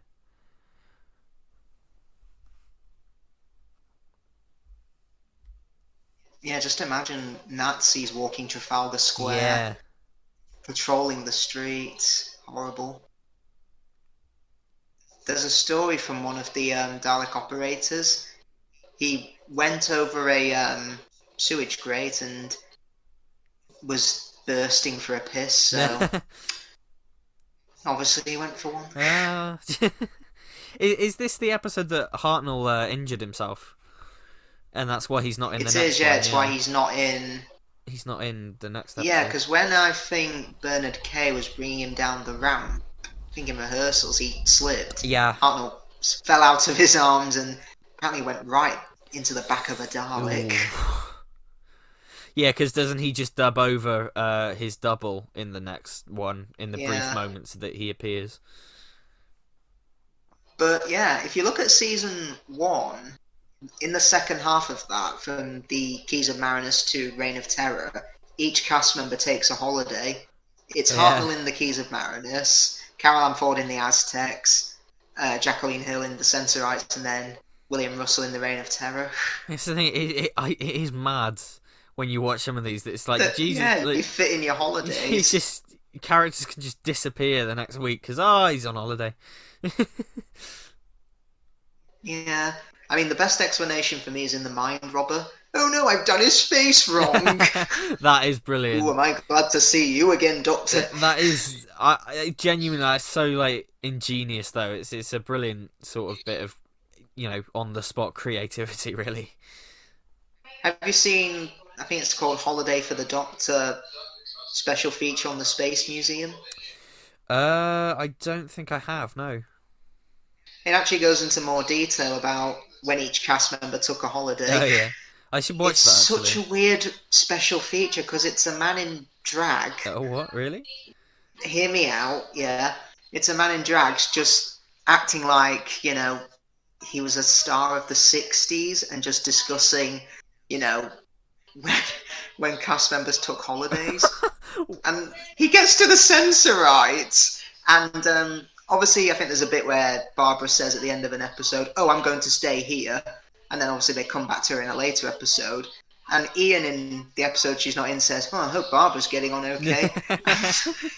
And the guy running the feature just says, "Oh, stop it, Ian. You know Jacqueline Hill's windsurfing on the Isle of Man." What the hell? Oh Christ! I need to watch that. Watch it, it's so weird. And then he gets to the Mind Robber, and it's like, now this is one of the oddest. Now, unlike her holiday, an illness is not planned. So when Fraser Hines came down with chickenpox, the writers had to think fast. It then cuts to Hamish Wilson as Jamie. Then they just do a scene of. Then they do a Bob and a scene missing, and then they just cut to episode 3 of Jamie getting his face back. Oh, I'm back again! It's so weird. Oh God, I need to watch that. Oh Jesus. It's on the Space Museum. I'll give DVD. it a look. It's and everyone watching needs to check it out. There's so many, because the DVD and Blu-ray range is so vast, there are so many special features that I haven't dived into, and I always feel a bit bad about not diving in. Whenever I watch the story, I always instantly then go to the bonus features. Yeah. I'm just that type of guy, but I've not listened to all the commentaries. I mean, that's the thing, there's so much of them, it's like, Christ. One of my favourites has to be from Tom Baker and John Leeson when they do The Power of Kroll. There's a bit where Romana drops the tracer and John says, "Oh dear, she's dropped your thermometer, Doctor." I mean, I I love the commentaries for season 19, and basically any with like Peter Davison and Janet Fielding. Oh yeah, because they just tear the They story rip it to apart. shreds. If you go to the new series, it's like, oh, everything is wonderful. Yeah. We're all so talented, aren't we? Even on shit like Love and Monsters and Fear Her. Hey, Love and Monsters is perfect. No, it's Fear not. Her is naff. But yeah, I know what you mean though. Special features have definitely gone the way of sort of squeaky clean patting themselves on the back.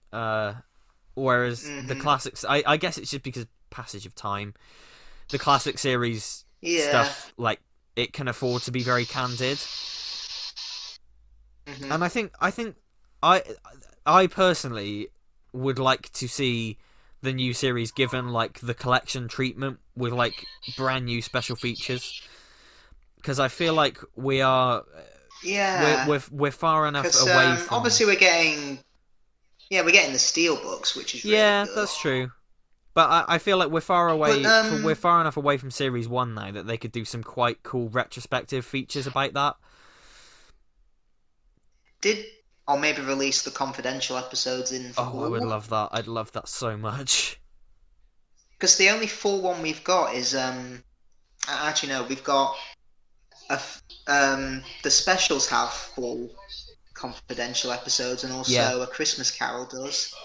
Yeah. But then after series 6, it was sadly cancelled. I think the reason that's been given for not having the full ones on there was because music licensing issues are a nightmare. Because obviously Doctor Who Confidential used a lot of licensed music, didn't it? So, yeah. Replace it with Doctor Who music. Well, that's the thing. I don't think anyone is really bothered. Because I wouldn't care. No one really watch it. I don't think I've ever met somebody who watched Doctor Who Confidential for the soundtrack. It was just, I don't know. I don't. I mean, I know what. I mean, if they do like collections of series 2 and series 3 of the new series, they could put on Totally Doctor Who. Yes. Well, absolutely. That's what I mean. There's a lot of stuff that they could put on that stuff and retrospective and everything. It would be cool. In fact, there's actually a reason why we didn't get a Totally Doctor Who for series 4 onwards, and that's a little show called The Sarah Jane Adventures. Ah, of course. Yeah. Because obviously Totally Doctor Who was on CBBC, so... Yeah. I think they wanted to put their money into Sarah Jane Adventures, but... Yeah. I loved Totally Doctor Who. It came on every Friday, and they'd discuss the episode that had gone out the previous Saturday, and even show you a clip of the upcoming episode for the next day. It was so good. Yeah. I don't have too many, like, clear memories of it. I think just because of when I got into the show, really, it was kind of winding down, but I do remember seeing it and thinking, this is the coolest thing ever. Like, it felt so sort of modern and sort of up to date. Yeah, I remember the days when you'd go into Toys R Us. For those who are in 2020 and don't know what that is, we used to play with these things called toys. And it's not something you find on a phone or any piece of technology. It's a real thing made of plastic, and there would be these things called action figures.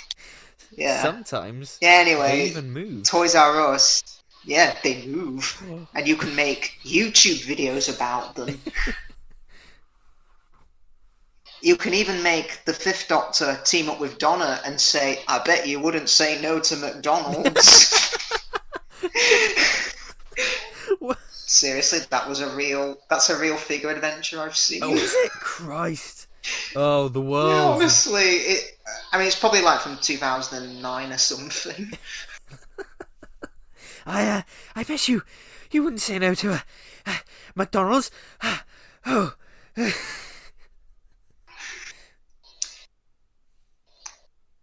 Yeah, I would like for Hartnell to take them all to McDonald's. Yes, McDonald's.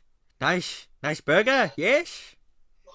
Yes. Oh, Susan, eat your burger. I will have the chocolate milkshake. Oh, chicken McNuggets, yes. Oh, my favourite.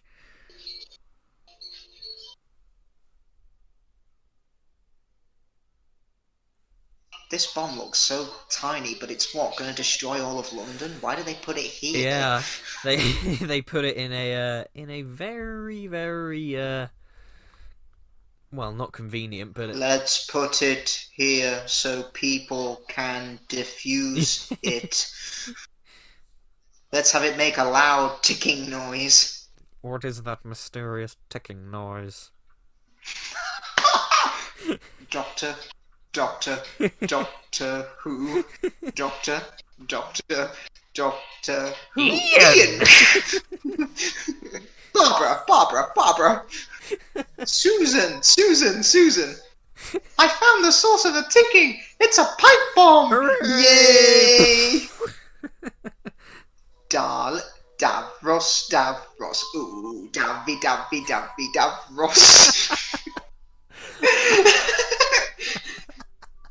Oh, gosh. Oh, wonderful.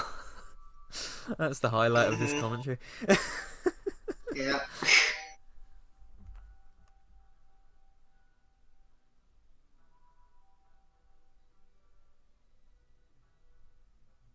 What are we on now? Episode 4? Yeah, we're on 4. to episode 4 now. These have great titles. It's flying by really well. Oh, it is, yeah. Oh, absolutely. yeah.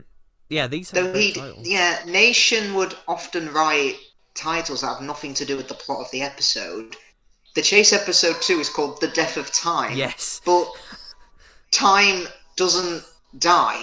I mean, I wonder if Russell T Davies looked at that and thought, "Oh, I'll make the end of time," but time won't actually end. I mean, this is the end of tomorrow. But tomorrow never ends. Tomorrow never dies. Yeah, exactly. I mean, I do like the individual titles and everything, but I understand why they got rid of them after the Gunfighters. Gunfighters. Yeah, but the Gunfighters was one of the best titles ever. Don't shoot the Don't pianist. shoot the pianist. Oh yeah, the Chase episode 5 is also called The Death of Doctor Who. Doctor Who, yeah. Oh, Hartnell's ill. Hartnell's having a rest, so he's passed out in this one. Well, it's like in the 10th Planet. It's the Doctor, he's passed out, he's ill. Yeah, that was so unfortunate as well for his last story. He got bronchitis. That was so unfortunate. Well, I know that apparently Jerry Davis did write for the Doctor to not do much because he knew how ill Hartnell was. Yeah. But he has a more prominent role in the novelisation. Yeah, he doesn't pass out, I think, in that version. I don't think he does, no, because the novelisation sort of recontextualises things, doesn't it? Because I remember reading it. Doesn't it like retcon it? So like Ben and Polly are from like the 70s, aren't they? In the novelisation. I think so. Whereas yeah. obviously on TV it was the 60s.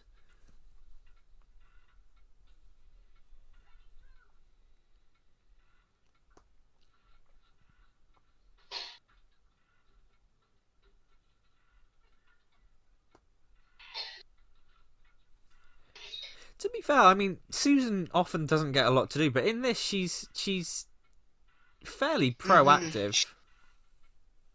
That's true. Yeah, she's yeah, and the departure is really good. Yeah, I agree. I mean, she's not like got a huge role or anything, but the romance with David is quite well built up, I think. And they have. I mean, it's a shame what happened with Maureen O'Brien because. For them, they wrapped up season 2 with Galaxy 4, which obviously was held over for season 3, and then they came back for season 3 for the Mythmakers, and she found out then she was getting written out. Yeah. It's like you come back off your holiday, you go back to work, and they say, "Oh, by the way, in 4 weeks you're getting sacked." It's ridiculous. I mean, because that happened with because Peter Purvis got sort of. And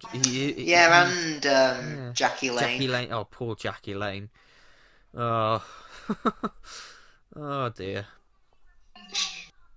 If there's ever a season 3 collection box set, I want Jackie Lane in conversation with Matthew Sweet. That's the thing. She doesn't do a lot. She doesn't do conventions, does she? No. She, I mean, I think she's an actor's agent now, yeah, or she something like is. that, or she used Yeah. to be. The last time I Heck, I think Doctor Who was one of her final acting roles that when she moved on to be an The agent. last time I saw anything from her was on that 50th celebration show where they got One Direction on the call. I mean, that was a surprise to me because I didn't know she was still alive. Oh no, yeah, yeah, she just keeps a very low profile. I'm not surprised given how bad her experience was on Doctor Who, but Yeah. I mean, I had I read an interview with Peter Purves in Doctor Who magazine, and he briefly did talk about the infamous after party. He said all of the classic Doctor Who actors were just really pissed off with how they were treated. He yeah, said Colin Baker looked like steam was coming out of his ears, and Fraser Hines even said, "I've never been a fucking extra in anything else." Yeah, oh, that's how. it's. I mean, I even commented on the live up link fail. I said, "Oh, forget all the classic doctors and companions we brought back. Let's just bring in a band that has nothing to do with the show." oh, And it's some clever little twat replied saying, "Actually, it makes perfect sense because they're Doctor Who fans, and God. it was also One Direction Day." Oh, shut up. Oh, it's just it's car crash TV, like everything Yeah. from John Hurt sitting there not knowing what the fuck is going on to For me, Moffat's oh reaction just God, says it yeah. all. He's got like his face in his hands and he's just saying, "For the love of God, we can't do That's yeah. He this." goes, we can't do Oh, this, and he's just sort of. And then Matt Smith, bless him, Matt Smith is trying to. He's putting the peace sign up, and he's going, "All right, lads, all right, boys, yeah, no." yeah, and it looks He's like just- he's giving him the finger. yeah, but he's trying to get on with it as much as he can, but it isn't working.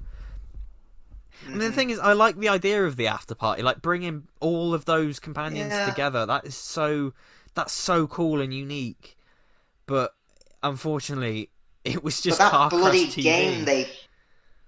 that bloody game they got them to play.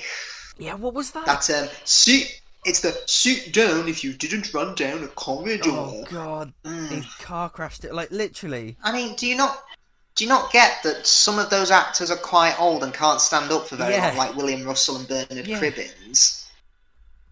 I think Bernard even said, "Oh, I'm just going to sit down anyway." Ugh. And then they just completely trolled them over by saying, "Sit down if your catchphrase wasn't affirmative, master." Jeez, I mean the thing is, Those two, Katie Manning even, I think she tweeted saying, "I didn't really have a good time at the after party. I thought I was going to get flattened by that male host." Oh, those two hosts are just. who was it? It was Zoe. It was Zoe Ball, and who was the other guy? I don't know. Can't remember his name, but he was quite rude to some fans because they went around asking, "What did you think of the special?" And I think one fan said it was very moving, but he misinterpreted that as he said, "Oh, it's a dirty movie. I don't know what you were watching. Oh, I'm going to ignore you and go somewhere else." Like, oh. That's the thing. Thank God it wasn't on the 50th anniversary collection. Oh, can you imagine? Yeah, I mean, that's the thing. horrible. Just I wonder if we're going to get anything like that for the 60th, because that seemed the way it was done, bringing literally everyone in that room together. It's incredible. It's absolutely incredible. But the way it was just, they just glossed over them all. It was so. horrible. Yeah. But I take we're going to get something like that again. And, Especially if all this COVID stuff's still going on by the 60th time. You know, I doubt we're going to get them all in a room again. yeah. I know, horrible.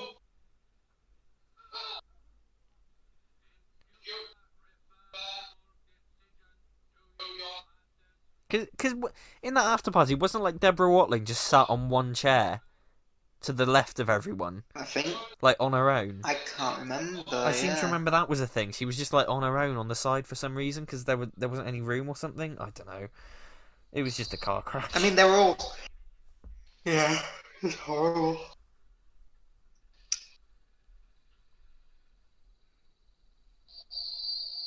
I think we should get back to the story. Yeah. Because we've kind of trailed off from it. It's been a while since we've actually spoken about the story.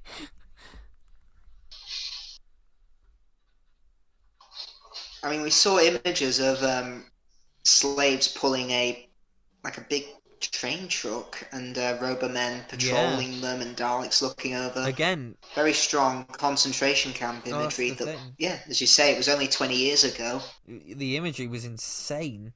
Uh, Hmm. it's very well done and very very striking as well. Very good. I mean, the first Dalek story talked about the dangers of radioactive weapons, but I guess Doctor Who was being too woke. Wow. I mean, David Tennant once said recently, how can something be too PC? I wonder when he's going to get a 2-hour live stream dedicated to morons reading out comments from an Well, article. it's like Mr. TARDIS said. If Christopher Eccleston and Billy Piper were still at the faces of the show, they would be lambasted. Because Yeah, also, Catherine Tate said, she said it on a Nevermind the Buzzcock special. yeah, It's pretty funny. She said, I always thought your full name was Doctor Who. I thought your surname was Who, so I thought you were called Mr. Who. And I'm just sat there thinking, if Jodie Whittaker said that, oh God. can you imagine? The morons of this era would just be like, oh, she ain't got the decency to research the role. Oh, I mean, She's not suitable. She's an SJWCUNT. well, the shit she got anyway for saying that she didn't watch it as a kid. It's like, Jesus Christ. Neither did Eccleston. Neither did Christopher Eccleston. Neither did Matt Smith. Neither did William Hartnell. It's just... He should have been researched on all those incarnations that came before him.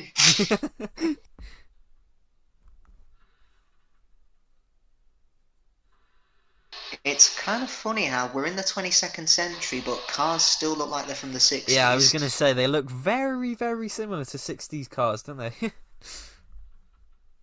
Yeah, it's weird, because in 2015 we were supposed to have flying cars. Yeah, that never happened. I'm surprised they didn't attempt to do that for this. It would have really detracted from like the gritty imagery of it, but I'm surprised they didn't make an attempt to do like some futuristic cars and stuff. Yeah. We also get crocodiles in this, don't we? Yeah, we get Even though they're just baby ones. we get an infant. We get another classic Doctor Who weird creature that pops up during the middle of a story. Mm-hmm. Similar to the Oh, the Sliver. Yes, the Slither. Yeah. It's funny when the guy says the Sliverian. It sounds like he's saying Slovene. I mean, because it reminds me of the what's he called from Caves of Androzani, the bat thing. What's he called? Oh, the magma creature. Yeah, he just pops up randomly in the middle of a great story. Yeah, but yeah. Well, you'll be happy to know in the Peter Cushing film, the Sliver is completely cut out. Probably for the best. Yeah, it didn't look good in black and white, and it probably would have looked worse in colour. Well, that's the thing with 6 parts. I often find towards the end of them, like in the latter half of the 6 parts, there's always an attempt to introduce like a little detour like that. That just probably would have been benefited from getting cut out. Yeah, I like how it's referred to as the Black Dalek's pet. Yeah, pet. Yeah. It's like when they have the Varga plants in Mission to the Unknown. They said they brought them over from Skaro. Yeah. And it makes you think, what else lives there? Well, that's the thing. It's interesting. I've always wanted to see what it was kind of like. What it was like Pre-Genesis? Yeah, pre-Genesis kind of, and pre-nuclear war and everything. It would have been. Mm-hmm. I'm surprised they've never. Well. Because it's funny, because in Planet of the Daleks, the files say we still live on Skaro and we've perfected, space travel. But by Destiny of the Daleks, the files seem to have abandoned it. Yeah, to be fair. Let's hope they weren't on there when the Doctor destroyed Skaro in Remembrance of the Daleks. Yeah. Oh, well, to be fair, Dalek continuity is a mess, and it always has been. Let's not talk about Aselin. Yeah. So yeah, we just talked over the bit of Barbara mowing down the Daleks and crashing through them. It's so cool. Yeah. I mean, it does happen in the film, but it's with Susan and I can't remember the character's name, but he's an old man. Yeah, Yeah. I mean, because this thing is so it's such a cool like sort of punch the air moment, really. And Yeah. especially like Mhm. Barbara's got a smile on her face as well. I love Barbara so much. She's Mhm. so good. Such a shame they're not screaming at them. Woo, Archie! Ooh, Archie! Hello, Fred. Over here. Over here, Fred! I made a tweet about this a couple of months ago. In Asylum of the Daleks, they say survivors of particular wars, Iridius. So was one of the Daleks so traumatized by the Doctor going, "Woo, Archie!" it needed intensive care. Ugh. Well, it's death to the Daleks, isn't it? Where the Dalek kills itself because it lets the prisoners escape. Failed, yeah. He's just like, I failed, and then proceeds to just self-destruct. It's ridiculous. And they've got that bloody model. Yeah, yeah. TARDIS. The target practice. Target model destroyed.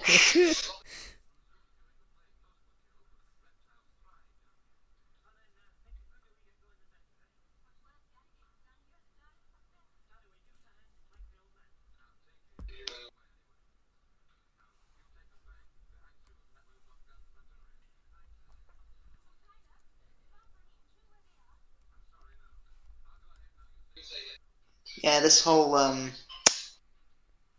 yeah, in the film, the whole going into the sewers is completely cut out as well. Yeah, it's a very sort of the bits in the I mean, yeah, series. this is 2.5 hours, Yeah. and the film is about an hour and a half, so This- quite a lot is cut out. yeah, there's a lot to But it does have one of my favourite Dalek moments when Philip Maddox's character turns over the Doctor to the Daleks and says to them, "Told you he'd be here, didn't I?" And then they just stare back at Yeah. him, and then he realises, even though he helped them, they're not going to let him live. It's just like, yeah. I need to see those films. I really do. It's I mean, the thing they're on Blu-ray now, but they're Yeah. quite expensive. They're like £15 each. yeah. I know. Some go as high as £22 once. Yeah, I know. That was HMV. I know in America they've some independent label have just put out a release of them. I'm not sure if we'll get those in the UK or not, but it's nice to know this. I don't think we'll ever get. I don't think we'll ever get figures for them because those Daleks aren't owned by the BBC. Well, yeah, that's why we got the Chase set, which was just technically. it's so cool that they managed to do that.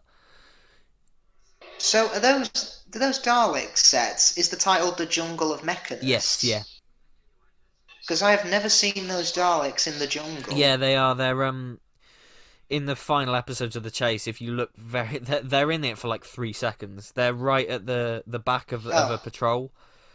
And it's that justifies well, it. yeah, it's because they had to reuse the props from the movies. You know, they needed more Daleks, so they went, "Oh, we'll get some from the films." So yeah.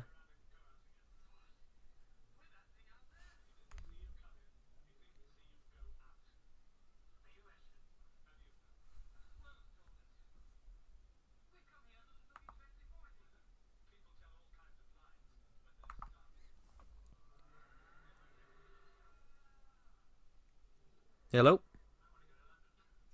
Hello, yeah, we're back. back. Sorry, I've just paused No it. worries. We're hungry, but we're not starving.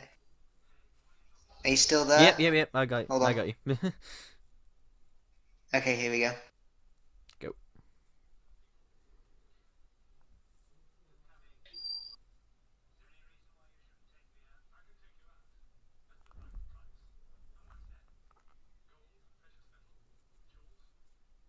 It's a bit of a shame for like the last story of like the original TARDIS team to be so kind of the fact that they are all split up for most of it.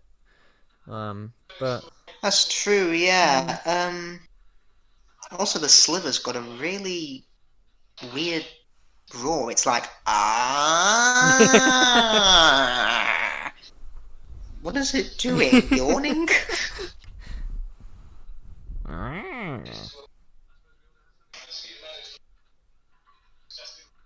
I mean, I want it to start saying, like the 9-1, who dares call the Slither?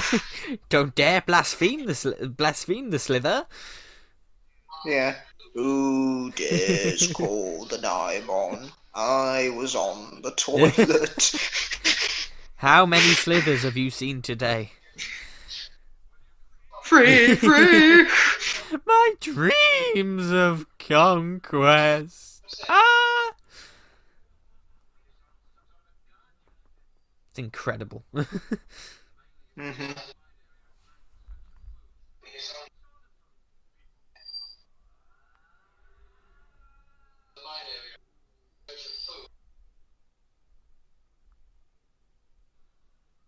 Yep, there it there's is. the roar. There's the roar.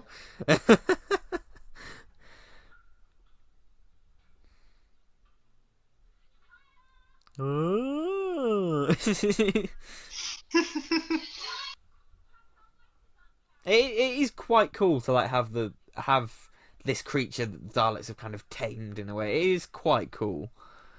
I like the concept of it. Yeah, that they do have their own creature. It's an interesting idea. But the whole pet thing, it does remind it makes me think of this image in my head of like a Dalek stroking this creature with its sucker or something. It's just that.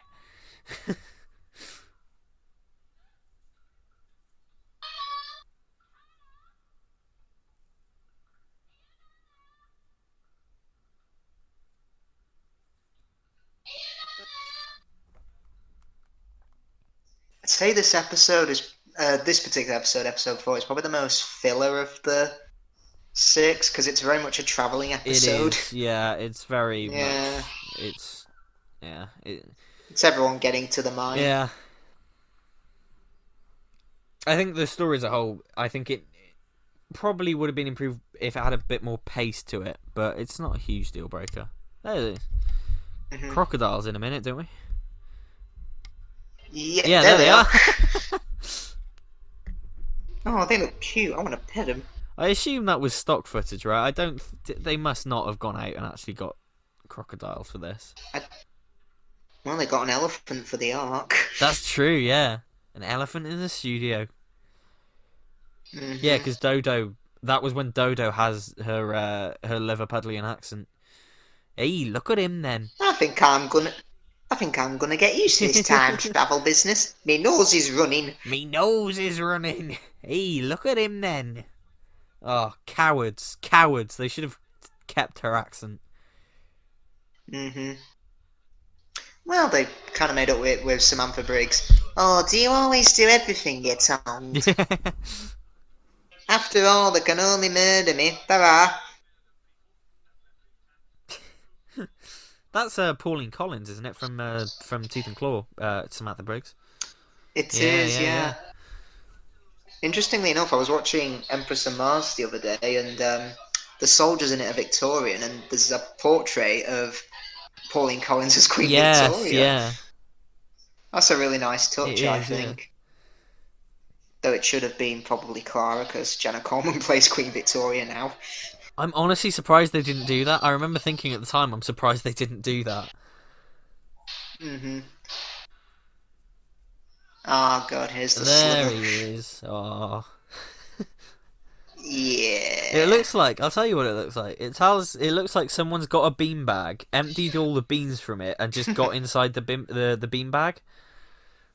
It's coming straight for us!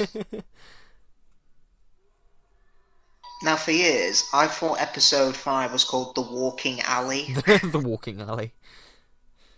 But and as a kid, I was like, but they don't go into an alleyway. But it's The Waking Alley. It's a cool title. It's a very cool title, I think. The Waking Alley. That's what I mean. The titles in this are great. Mm-hmm. Though what does Flashpoint mean? Who knows, but it sounds cool. Yeah, it's so odd.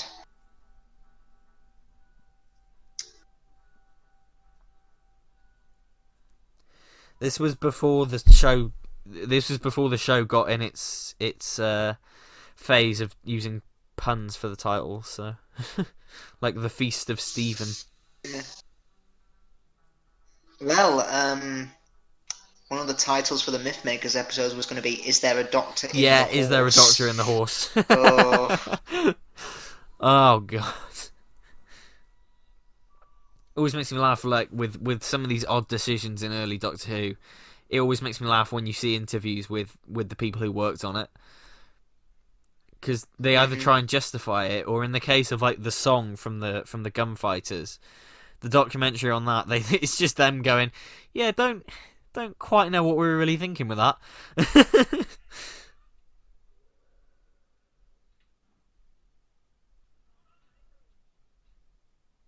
Can you still hear me? Yep. Cool, Yeah, cool. yeah, still here. I'm just making sure. No, like the Daleks, it can't go upstairs. I hope it can't jump. Can you imagine that thing leaping after you? Yeah. Ah. He whines like a dog. Slither white. That's the thing. It's such an odd little detour. Oh, here he is. Here's the Black Dalek. He does look cool. Yeah, these angles here look fantastic, yeah. because the Daleks do look very dominating. You just get the sense they've conquered the whole planet. It's so 60s as well. It's so strikingly 60s. But in the film, there's like 3 different coloured Daleks that are in charge. You've got a gold Dalek, which looks to be in charge of everything. The black Dalek, which is in charge of the mining operation. And a red Dalek, which is in charge of the saucer. Yeah, that's the thing. But it's nice to see a hierarchy. Well, that's the thing. When everyone complained about the multicoloured Daleks for the Paradigm, you know, it's not a new thing for the Daleks to have multiple colours. Yeah, I know Moffat kind of said about the Daleks. In the Confidential for Victory of the Daleks, he said, "This is quite a big redesign. It's quite a big change for the Daleks, but we've hoped to keep the fundamentals." But then in later interviews, he kind of backtracks and says, "Oh, they weren't going to be replacements. They were just going to be new ranks of Daleks." Well, that's the thing. Yeah, if you look at all the merchandise for Series 5, like the adventure games and the Wii game that came out as well, all of the dreaded Wii game. Well, yeah. All of the Daleks in that are Paradigm Daleks. And it's so clear. They are, yeah. It is so clear that they wanted these Daleks to be the new standard. But yeah, and that year for action figures, they obviously released each individual rank. Yeah. And obviously they released the Ironside Daleks, and there were no gold Daleks that we'd seen before. I've always said that I wish the show stuck to its guns and kept the Paradigm Daleks. Yeah, if they justified the change, then I think the backlash would have been a lot less. But because they didn't really do that in 45 minutes, it was they just kind of ditched them, which is a shame. It would have been nice. Well, I've always been fascinated by the yellow one, the Eternal, because I remember them describing there was going to be some sort of like story arc for that one, and we were going to find out were going to find out like the secret behind the Eternal and stuff. But that never happened. Yeah. So we'll forever be wondering what the yellow Dalek is. is.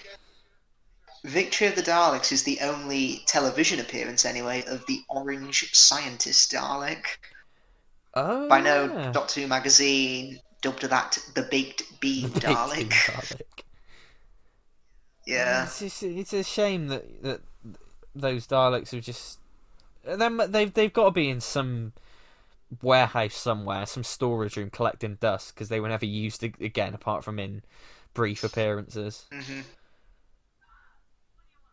Because like in Asylum of the Daleks, they changed their look a bit, didn't they? They were more of a matte finish. They have a darker shade. Yeah, and they were less glossy. They were more like matte instead, which is cool.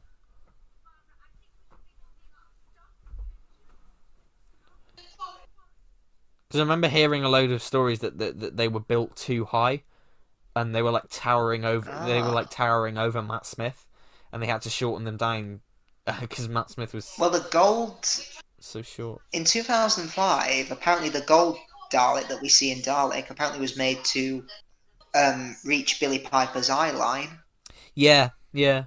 Doesn't surprise me at all. Yeah. The print for this episode looks really good. This is the quality of this episode seems to be a lot better than the previous 4. Mm-hmm.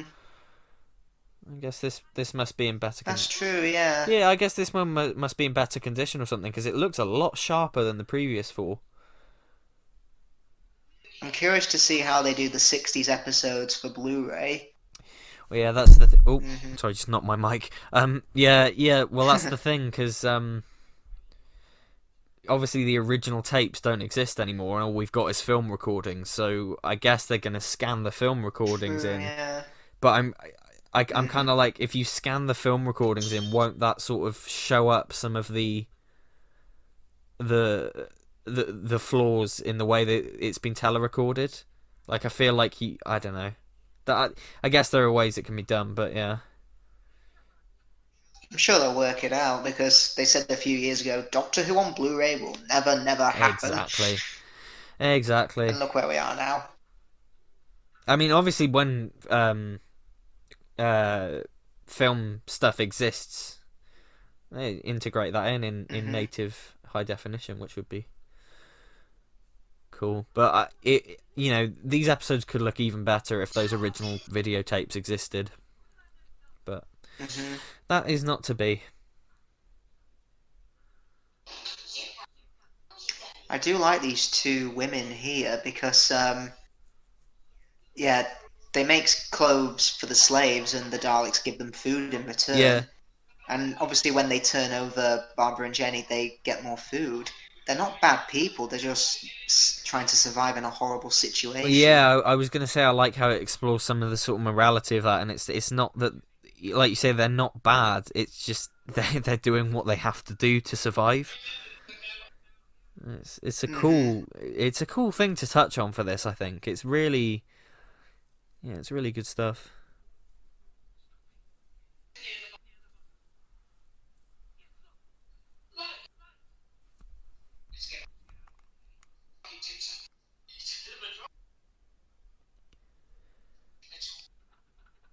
I mean, not to compare them to Nazis too much, but apparently there were operations in the 1940s to dig tunnels underneath Europe. Oh yeah, well that's the thing, isn't it? You hear so many of these stories. It's like it's very, very eerie how much this story in particular resembles them.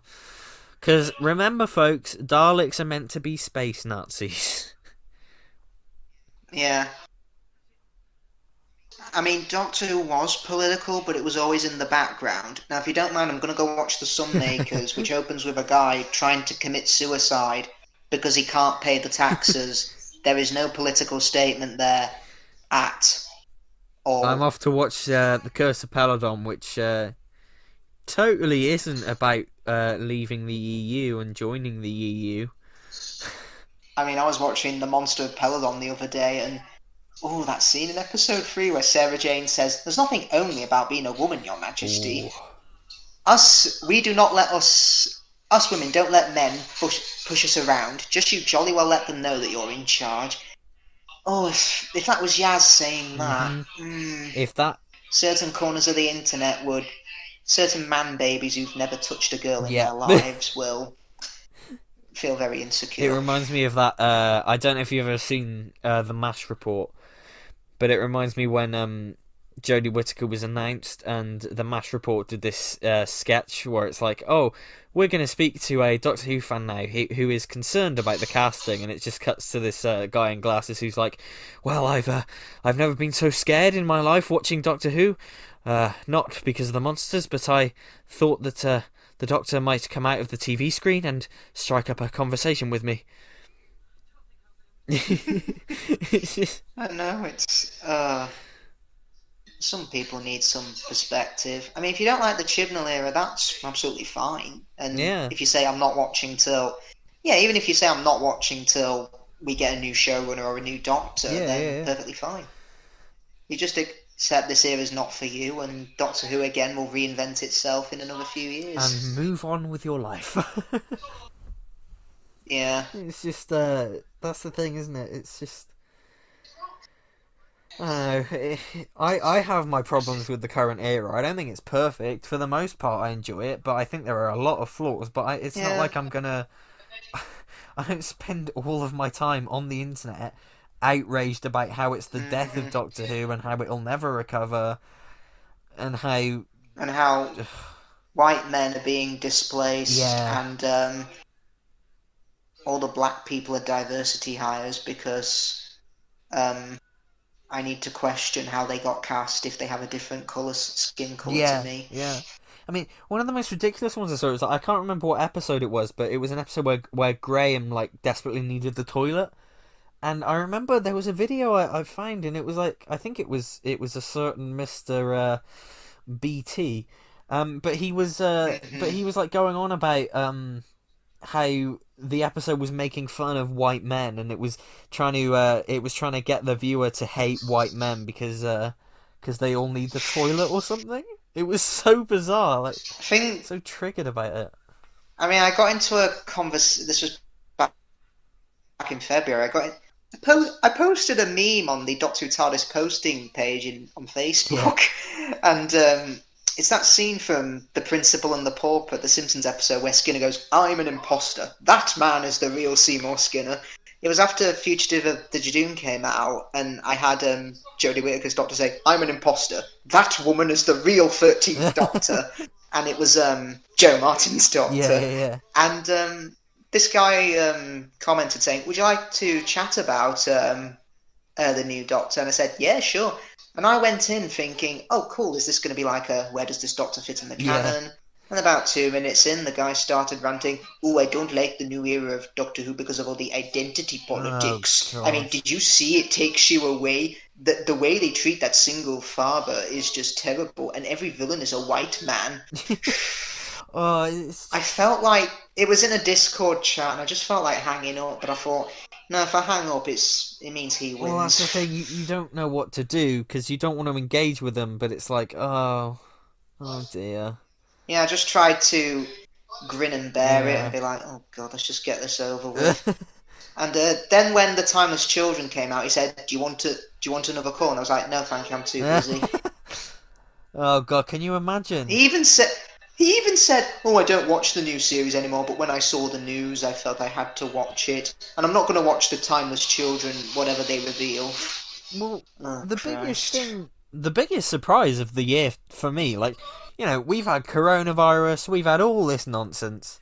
The biggest surprise of the year for me was the fact that Ian Levine, after Fugitive of the Jadoon, was like, "Oh, I loved it," and it's like, what? Yeah, Ian no. Levine's a I was redemption like, arc. oh okay. It's incredible. And then Philip Morris went insane. Oh, Jesus Christ. What is? Yeah, just look at his tweet. I mean, I don't follow him anymore because he Me started just being neither. spamming. I just look at some of his tweets that people share and just think, what is he on about? Oh, it's so like. But the thing is, He even said that Chibnall and Whittaker have shown their true political colours. it's just. Are you gonna watch? Are you gonna watch The Green Death and complain about how Barry Letts has shown his true Yeah, political exactly. colours? And it's just the fact that when he started like harassing Emily Cook for not organising tweet-alongs of Classic Who and stuff, it's just like Jesus Christ. Well, here's the thing: for a lot of people, the new series is easier to access because all the episodes are on iPlayer, Yeah, yeah. and they're easier to get hold of on DVD, I'd say. Mm. Whereas Classic Who, it's a lot harder. That's the thing. You know, you have and everyone was saying to him like, "Oh, go and actually get involved with the Classic tweet-along." Then he was like, "There are none," and it's like, sorry, there are wonderful people like TARDIS Monkey and people like that who are organising Yeah. the classic ones, and it's like these things are out there. You're just choosing to ignore Hmm. them to make your argument seem stronger. Yeah. We've also got another defining Hartnell moment here. Yes, yeah. Which I know is going to piss off a lot of white supremacists, but I don't care. The Doctor is an SJW. He absolutely is. The bit is so funny when they say it's SJW propaganda, when the Doctor is quite possibly the biggest SJW ever created in all of his lives. In all of I mean, this is the thing. It's like if heck, the Doctor is an outcast amongst his own people. He literally does not fit in with their society. Exactly. I mean, this is the thing. I there was that great Facebook post that was doing the rounds. It was like, if you didn't get that Doctor Who was always political, you never got Doctor Who. If you didn't get that X-Men was always about civil rights, you never got X-Men. And it was just this whole thing. It's like, if you when I hear some people say it started in the last year of Capaldi, and then it just got progressively worse with with Whittaker and Chibnall. What you really mean is you watch Doctor Who when some of that stuff flew over your head, and now because you're older, it's there. But because you're watching it with tinted glasses, it apparently wasn't there when Eccleston and Tennant were the Doctor. And that's what they mean, really. And also, I don't think it's a coincidence that these people go, oh, it started during Series 10, which was the first series to not only have a person of colour as a companion, but also an openly gay companion at the same time. I don't think it's a coincidence. Because Martha and Mickey, they were obviously people of colour as companions, but they weren't. They were straight, When you get Bill on the scene, who's immediately very open about being gay, it's like there's now a person at the front of the show for them to direct their hate towards. Go back and watch every episode Jack Harkness appears in. There is a reference to his sexuality. Literally every episode he's in. And it's almost done in a jokey way, whereas with Bill, it's more or less, I think in like Knock Knock, a boy asks her out and she says, "Oh, I'm not interested, sorry." And what's wrong with that? The thing is, Series 1 is written by an openly gay writer, has Jack Harkness, who is this openly, like, omnisexual character. It features the Doctor's first kiss with a guy. There's a whole two-parter about the government and Downing Street, and which is quite satirical. There's this whole there's so many similarities for Series 1 and Series 11, and if Series 1 came out today, it would get absolutely slammed for being too political. I am willing to bet that if the 13th Doctor was a man, no one would be moaning about how woke it is, because it's a woman. Absolutely. Absolutely. Yeah, because it's a woman, it's automatically woke. And I've heard stupid things like, the viewing figures are down because people don't like PC storylines. What? And it's like... Oh, I didn't know you spoke for all those people. And it's like, yes, the viewing figures are lower, but it's a natural decline. It's not like the show's in any trouble. Yeah, I really do. Honestly, as much as I'd love Doctor Who to be the highest viewed show ever, but I know that's not going to happen. Oh, yeah, Viewing figures really don't bother me. No. Like, I think they're cool to look at and see, oh, alright then. It'll be... I look at viewing figures and go, oh, alright then, that's pretty good. And then I just move on with my life. As long as... I don't make a conspiracy to validate my insecure opinion. Well, that's the thing. As long as Doctor Who is making the BBC money, which it is, through merchandise sales, through international sales, as long as it's making money, I said a couple of weeks ago, I tweeted a couple of weeks ago, which it was a conversation about Doctor Who merchandise. I mean, it's probably the biggest merchandise seller for the BBC. Oh, absolutely. Absolutely. I mean, where is my bloody Albert Square playset from EastEnders? Where is my deluxe Antiques Roadshow Blu-ray box set with 50 hours of special features? It's just exactly all that stuff, all the Blu-ray box sets, all the animations. That only comes about when the property is making enough money to justify the cost of producing those things. Correct, yeah. And also, in every Dalek story, well, most of them anyway, there's there's talk of slavery, like we see here. Yes, And yeah. every planet they conquer, they use the natives as slaves. On Planet of the Daleks, they use the Spyrodons. Exelons, they use the Exelons. Real imaginative Yeah. there. Even in Destiny of the Daleks, they use human slaves. Yeah. And it's quite ironic how in Genesis of the Daleks, we don't see the Khalids use slaves, but the Thals do. Yeah, that's true. Poetic justice. It kind of reverses the roles. I mean, yeah, that's interesting. I also, it's interesting that the Daleks only they barely ever refer to the Supreme as the Supreme. They always say the Black Dalek. Yeah, in this one they particularly do. I don't know. Oh, here's a fun fact.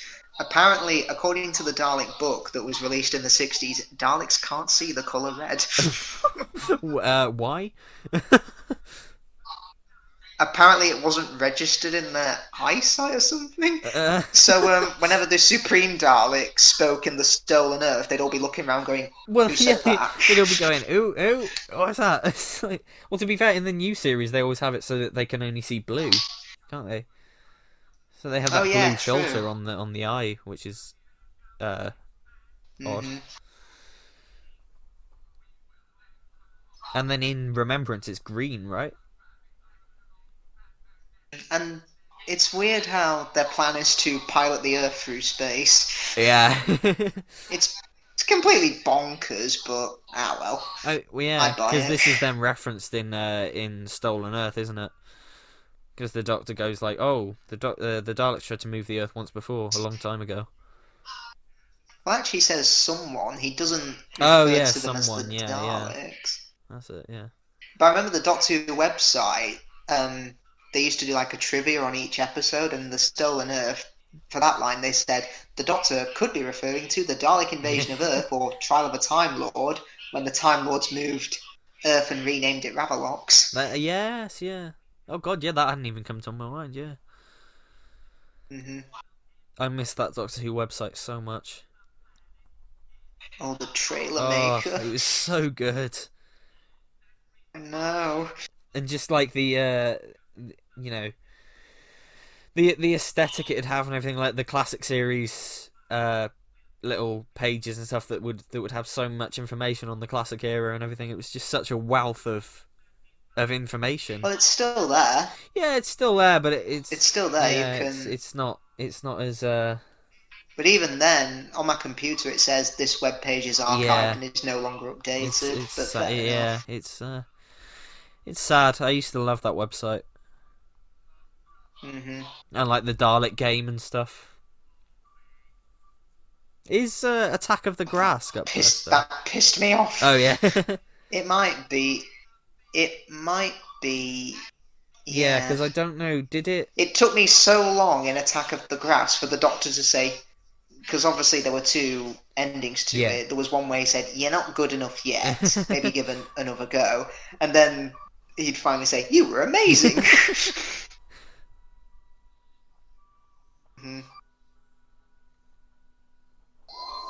Flashpoint. What does that mean? It means something. It's like what the unusual suspect said in his Spider-Man review. So why do they call you Flash? Zip. Oh.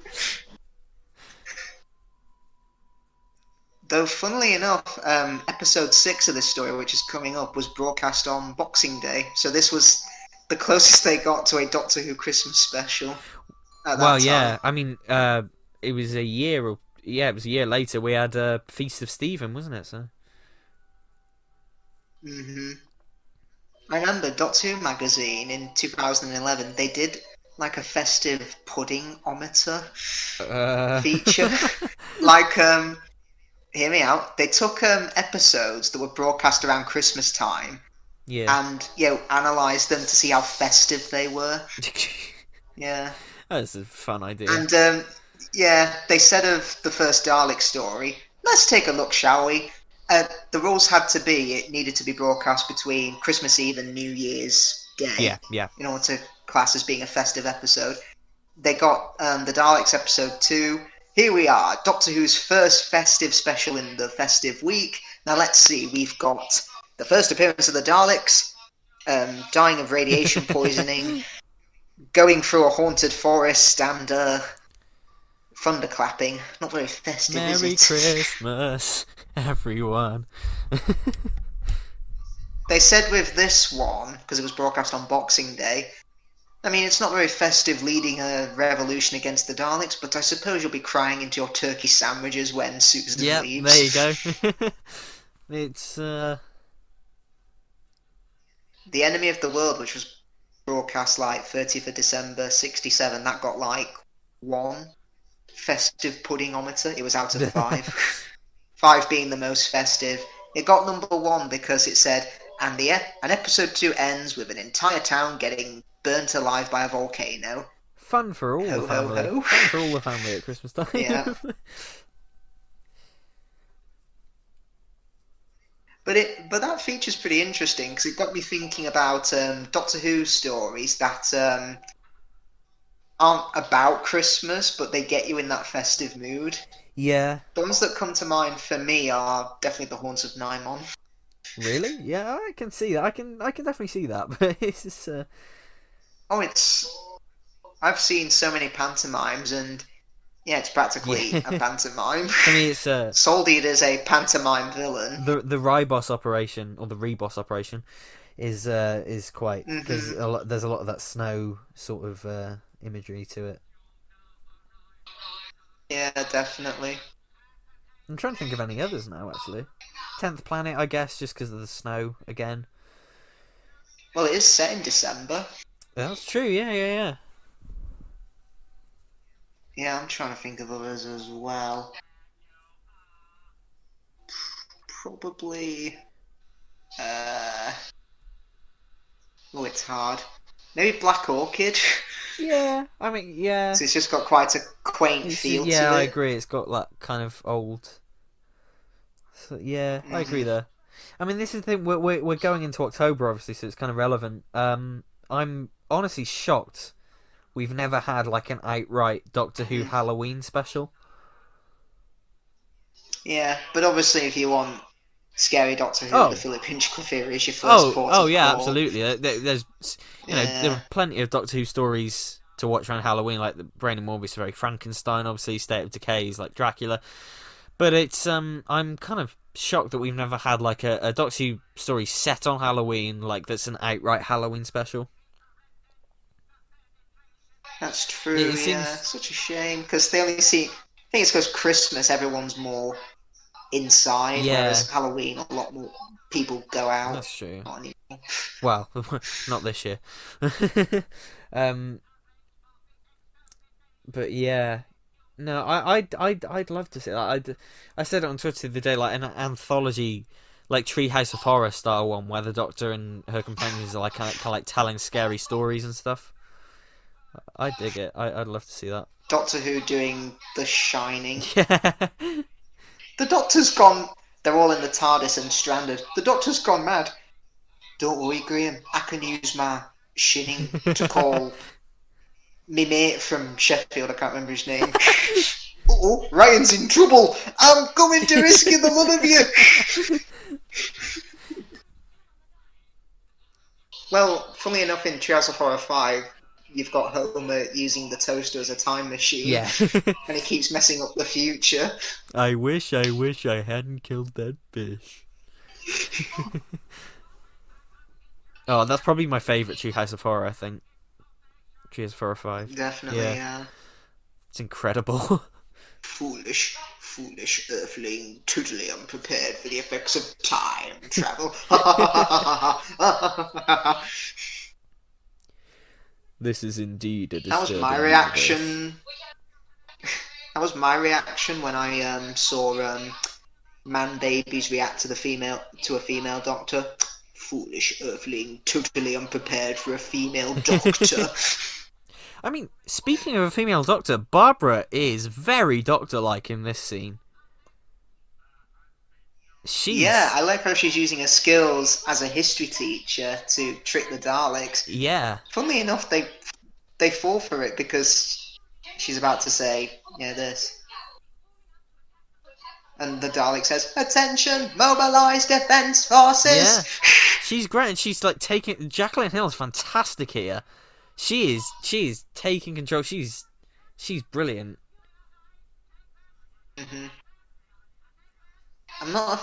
I like the idea of using the Robomen to turn on the Daleks, but later, do they have to imitate them? Yeah. Because even in the film, actually, it's equally stupid in the film because the Doctor says, "Look!" The Daleks literally look up. He grabs the microphone and says, "Attention, all Robomen! Attack the Daleks!" Hey, look over there. That's the Daleks' biggest weakness in those films. Not stairs, but hey, look over there. They're just stupid. Yeah. Dalek. Yes. Ow! Ow! Ow! That's how they get mud in its eye in the film. Barbara literally goes, "Dalek!" And he goes, "Yes!"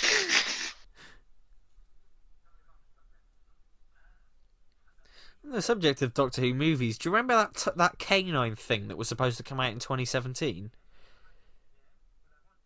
Yeah, I heard of Yeah, that. Timequake. Time. And it was like What? it was like K9 versus Omega Timequake in cinemas 2017, and then What? 2017 came and went, and nothing happened. Nothing. Was Bob Baker involved at all? Apparently, and apparently like it's still progressing, but no one seems to have any idea what's happening with it. Yeah. Because I think they were using With K9, is K9 something quite similar to the Daleks? Like the writer owns the rights to them? yes, because that's why that whole Australian TV series is a thing. Because it's just Yeah, because even if you're looking like credits in the new series, whenever Daleks, Cybermen, or K9 appear, yeah. they've always got a Daleks created by Terry Nation, Cybermen created by Kit Pedler and Jerry Davis. Heck, I think Kit Pedler got a fee when they were used in Revenge of the Cybermen.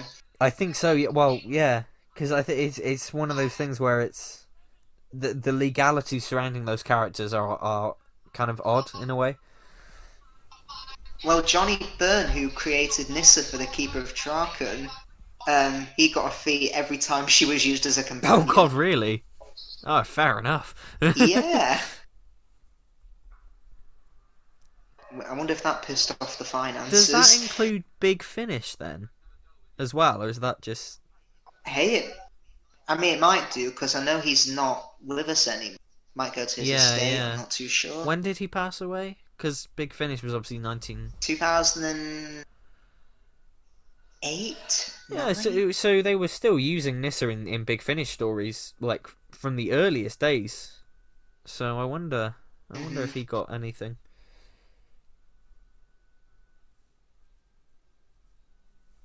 Oh, come on, that doesn't look too heavy, Ian.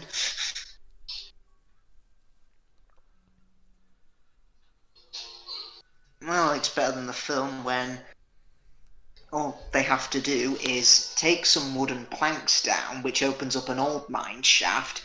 The bomb doesn't instantly fall through the weak wood. Oh no, it bounces on the wood and goes down the old shaft, because that's totally how science works. We're not science fiction, we're in fact science fact. Yeah, and the Daleks get sucked into the core of the Earth, and it's so stupid. It sounds fun though, to be fair. Yeah.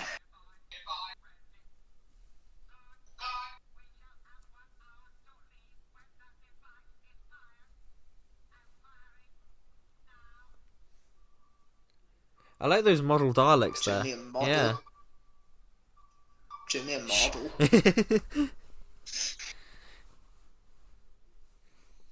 Ah, yeah, because the bomb gets stuck there. Yeah. Surely it would have gone through that weak Well, wood. yeah, that's what I was thinking. Surely it just would have either gone through it or detonated anyway. Mm-hmm.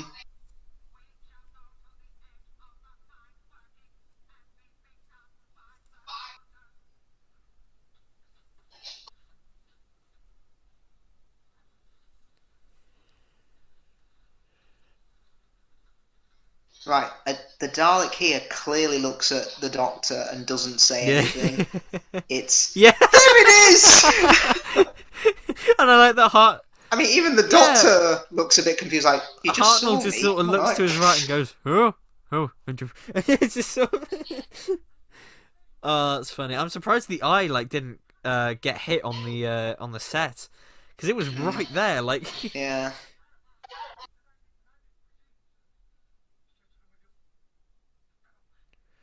oh, Chesterton, Cheshington World of Adventures. Chessington.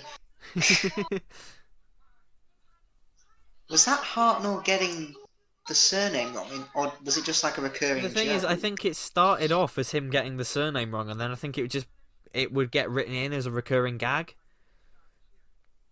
Yeah, fair Because Ian enough. would respond to it sometimes later on. He'd correct him, which I doubt would be improvised, because they only had a certain amount of time to get these things done, didn't they? So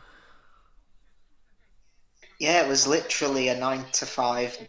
Actually, no, it was more or less 9 till 10 p.m. Yeah. Because you'd rehearse. I think you'd rehearse Monday to Thursday and record on the Friday. yes, And yeah, and it was and then straight into rehearsals for the next episode.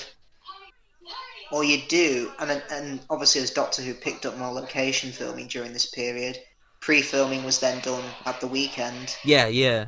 It's what caused Troughton to really get annoyed with everything, because he said you're not giving us enough time to learn the new script, because we're already going into the location filming for the next episode. Well, that's the thing. Oh, that's an iconic shot. That is a brilliant shot. Mm-hmm. Well, yeah, no, that's the thing. It sounded like just insanely tight conditions and really, unfortunate working conditions. Yeah, the rule was if you fluffed over your line, you keep going. Yeah, with Hartnell, I think it works because it just it fits his nature as like this doddery old man kind of. So I think it works. True, yeah. You don't have to imitate the Daleks. You can just. I like that the Doctor's just like, yes, just turn on the Daleks, kill the Daleks. Get on with it. He just doesn't bother changing his voice. Hey, mosh pit. Yeah. They've been at a Dalek concert. That Dalek's been on stage and he's decided to jump into the crowd. Marsh pit. This Dalek here is he's just chilling, minding his own business. I hate getting up for work. Why can't we go to another planet? They said we'd be done by noon.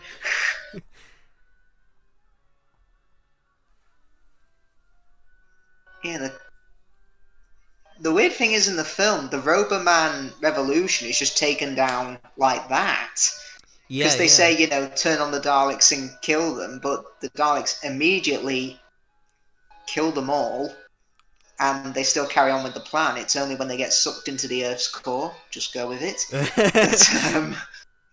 that they're stopped. But here we've also got the saucer blowing up. Yeah, that's true, yeah.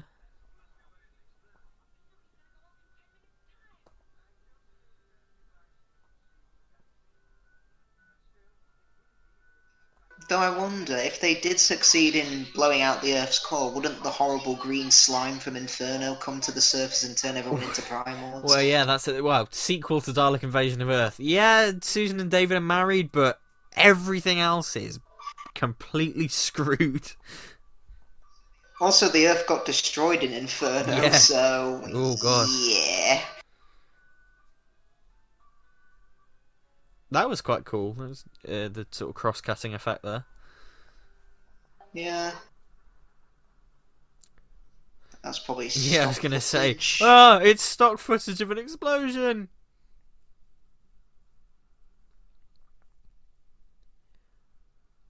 Yeah, that stock footage there is in really bad shape. Mm-hmm.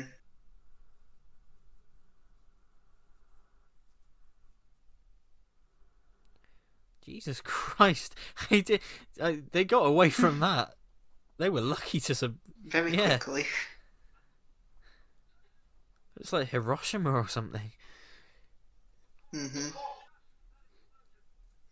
Now it's interesting how often when the Daleks are used, a companion leaves, because we've got Susan leaving in this one, Ian and Barbara leaving in The Chase, Katerina dying in The Daleks' Master Plan. Yeah. Sarah dies as well. Tegan leaves in Resurrection. Rose leaves in Doomsday. Donna leaves Stolen Earth, Journey's End. That's a good point, actually. Lots of them do that, yeah. I mean, it works. It's quite effective, to be fair. And we've got Graham and Ryan leaving. Yeah. In Revolution of the Daleks. Yeah, no one seemed to talk about that news when it was announced. Like that, nobody seemed to be talking about it, and I don't know why. I think because I'm not sure. Yeah, it was weird because I just saw like. Well, I saw quite a few people talk about it, saying, "Oh, they're out this Christmas. Oh dear." And yeah, I hope Chibnall gives them a good send off. I hope so. Part of me wants them to. If he kills Graham, I'm gonna riot. Part of me wants them to die for like dramatic effect, but I don't want to see them die. Yeah, Graham sacrificing himself for Ryan. Yeah. As a But then you'll get morons on the internet saying, "And take note, the nasty white man gets killed because Chibs the idiot doesn't want to offend anyone."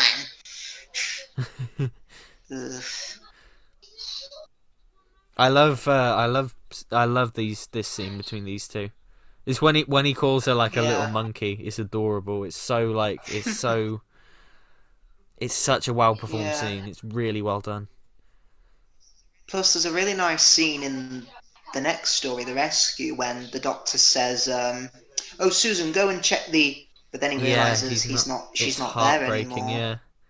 And it's very much feels like that first step of change in this era. It's the first big cast change ever, really.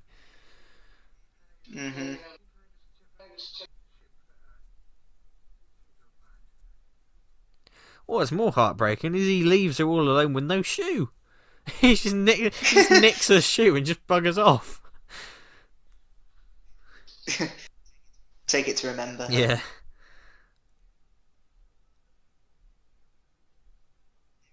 There is there was a BBC radio drama made in the 90s called Whatever Happened to Susan. It's on the DVD. I was going to say it's on the DVD. I've listened to a bit of it. Is it any good? Yeah. It's alright, It's not Carol Ann Ford playing Susan, it's someone else.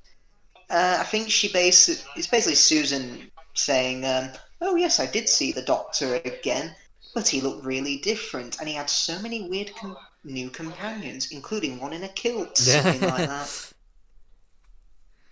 But she came back for the 5 Doctors. Yeah. And interestingly enough for that, John Nathan Turner said to Carol Ann Ford, "Can you not call your Doctor grandfather, because I don't want to imply that the Doctor had sex." Oh yeah, and she was like, "Come on, don't be stupid. Yeah, she said, "No, I always called him grandfather." Yeah, didn't she say, "Look, I'm not doing it if I can't call him grandfather" or something?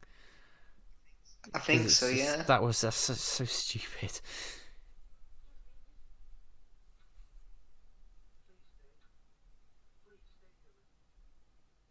I did.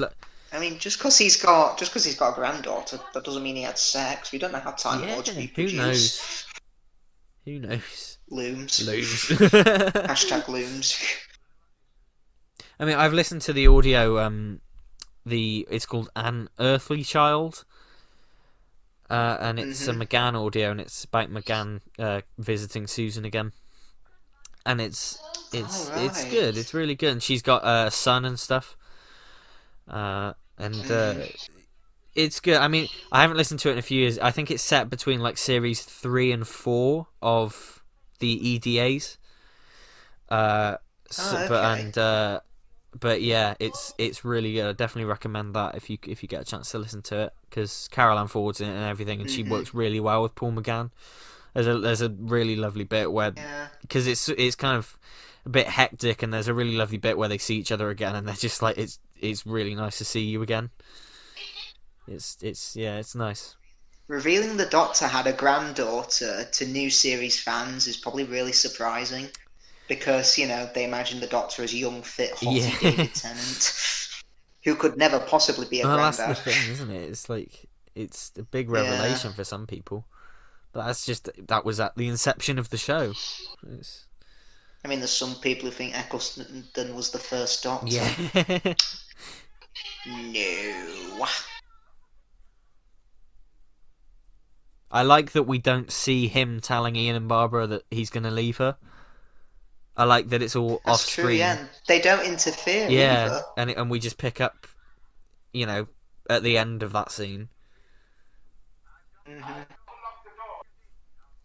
And obviously this is one of the most iconic moments of the first Doctor at all. They use this clip all the time. It's a brilliantly performed speech. It's really from heart. Yeah, and especially watching them in order as well, you get such a sense of the fact that they're so close as characters, and it's really well done, I think.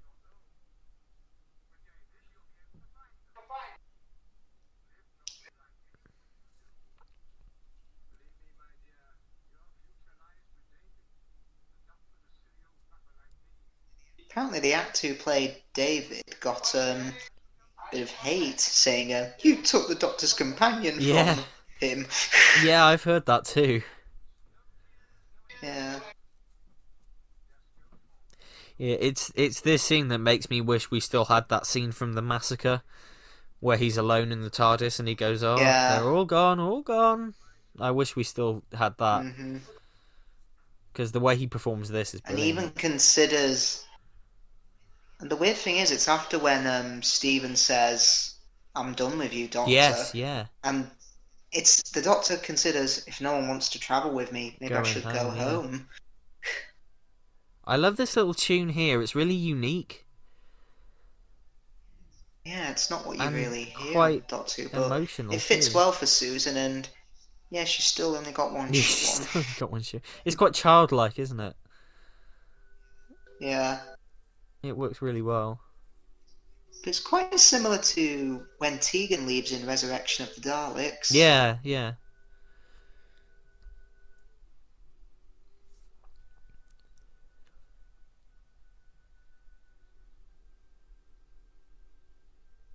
I'm sure I don't think I've ever seen him in anything else, but every time I watch this I always think, what's David been in? I've seen him somewhere before, but I've checked and I've definitely never seen him in anything else. It's just he's got quite a familiar face. Oh, I mean, here's another obvious difference between this and the movie. Susan does not get married. I was going to say, yeah, because isn't Susan like a kid? She's like 10, isn't she? Yeah.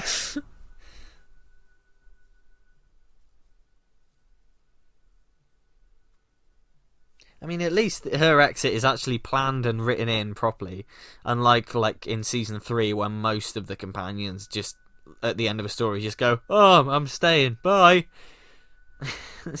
Yeah. I suppose with Stephen, yeah, Stevens is quite well done. It's kind of set.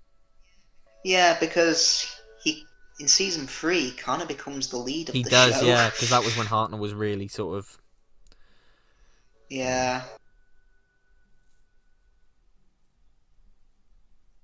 The powerful enemy. So that it's just a guy. It's just a guy in a mask, really. But all right. So that was the Dalek Invasion of Earth. Yeah, it still holds up really well over 50 years later. I think budget-wise, it does let it down, and it's good stuff. So it's a bit hard to imagine it as a worldwide threat, but it still really works because of the strong imagery and the grim tone. Yeah, it's good stuff mostly. I mean, it has the usual problems that Terry Nation stories have, where the pacing is kind of off, and there are some detours which aren't ideal, but I I enjoy it. And I think the dramatic elements are done really, really well. They So, are, yeah. yeah, it's good stuff, mostly. It's good stuff. So, that was the end of the Dalek Invasion of Earth. We hope you enjoyed the Yes, commentary. next week we will be back with The Tomb of the Yes, Cybermen. indeed. You belong to us. So you go from a Dalek story to a Cyberman story. Nice. So yeah, stay tuned for that. As always, go subscribe to Isaac. It's been fun doing this. And yeah, we'll see you next time. Bye-bye. Bye. Bye. Bye. Bye. Bye. Bye. Bye. Bye. Bye. Bye. Bye. Bye.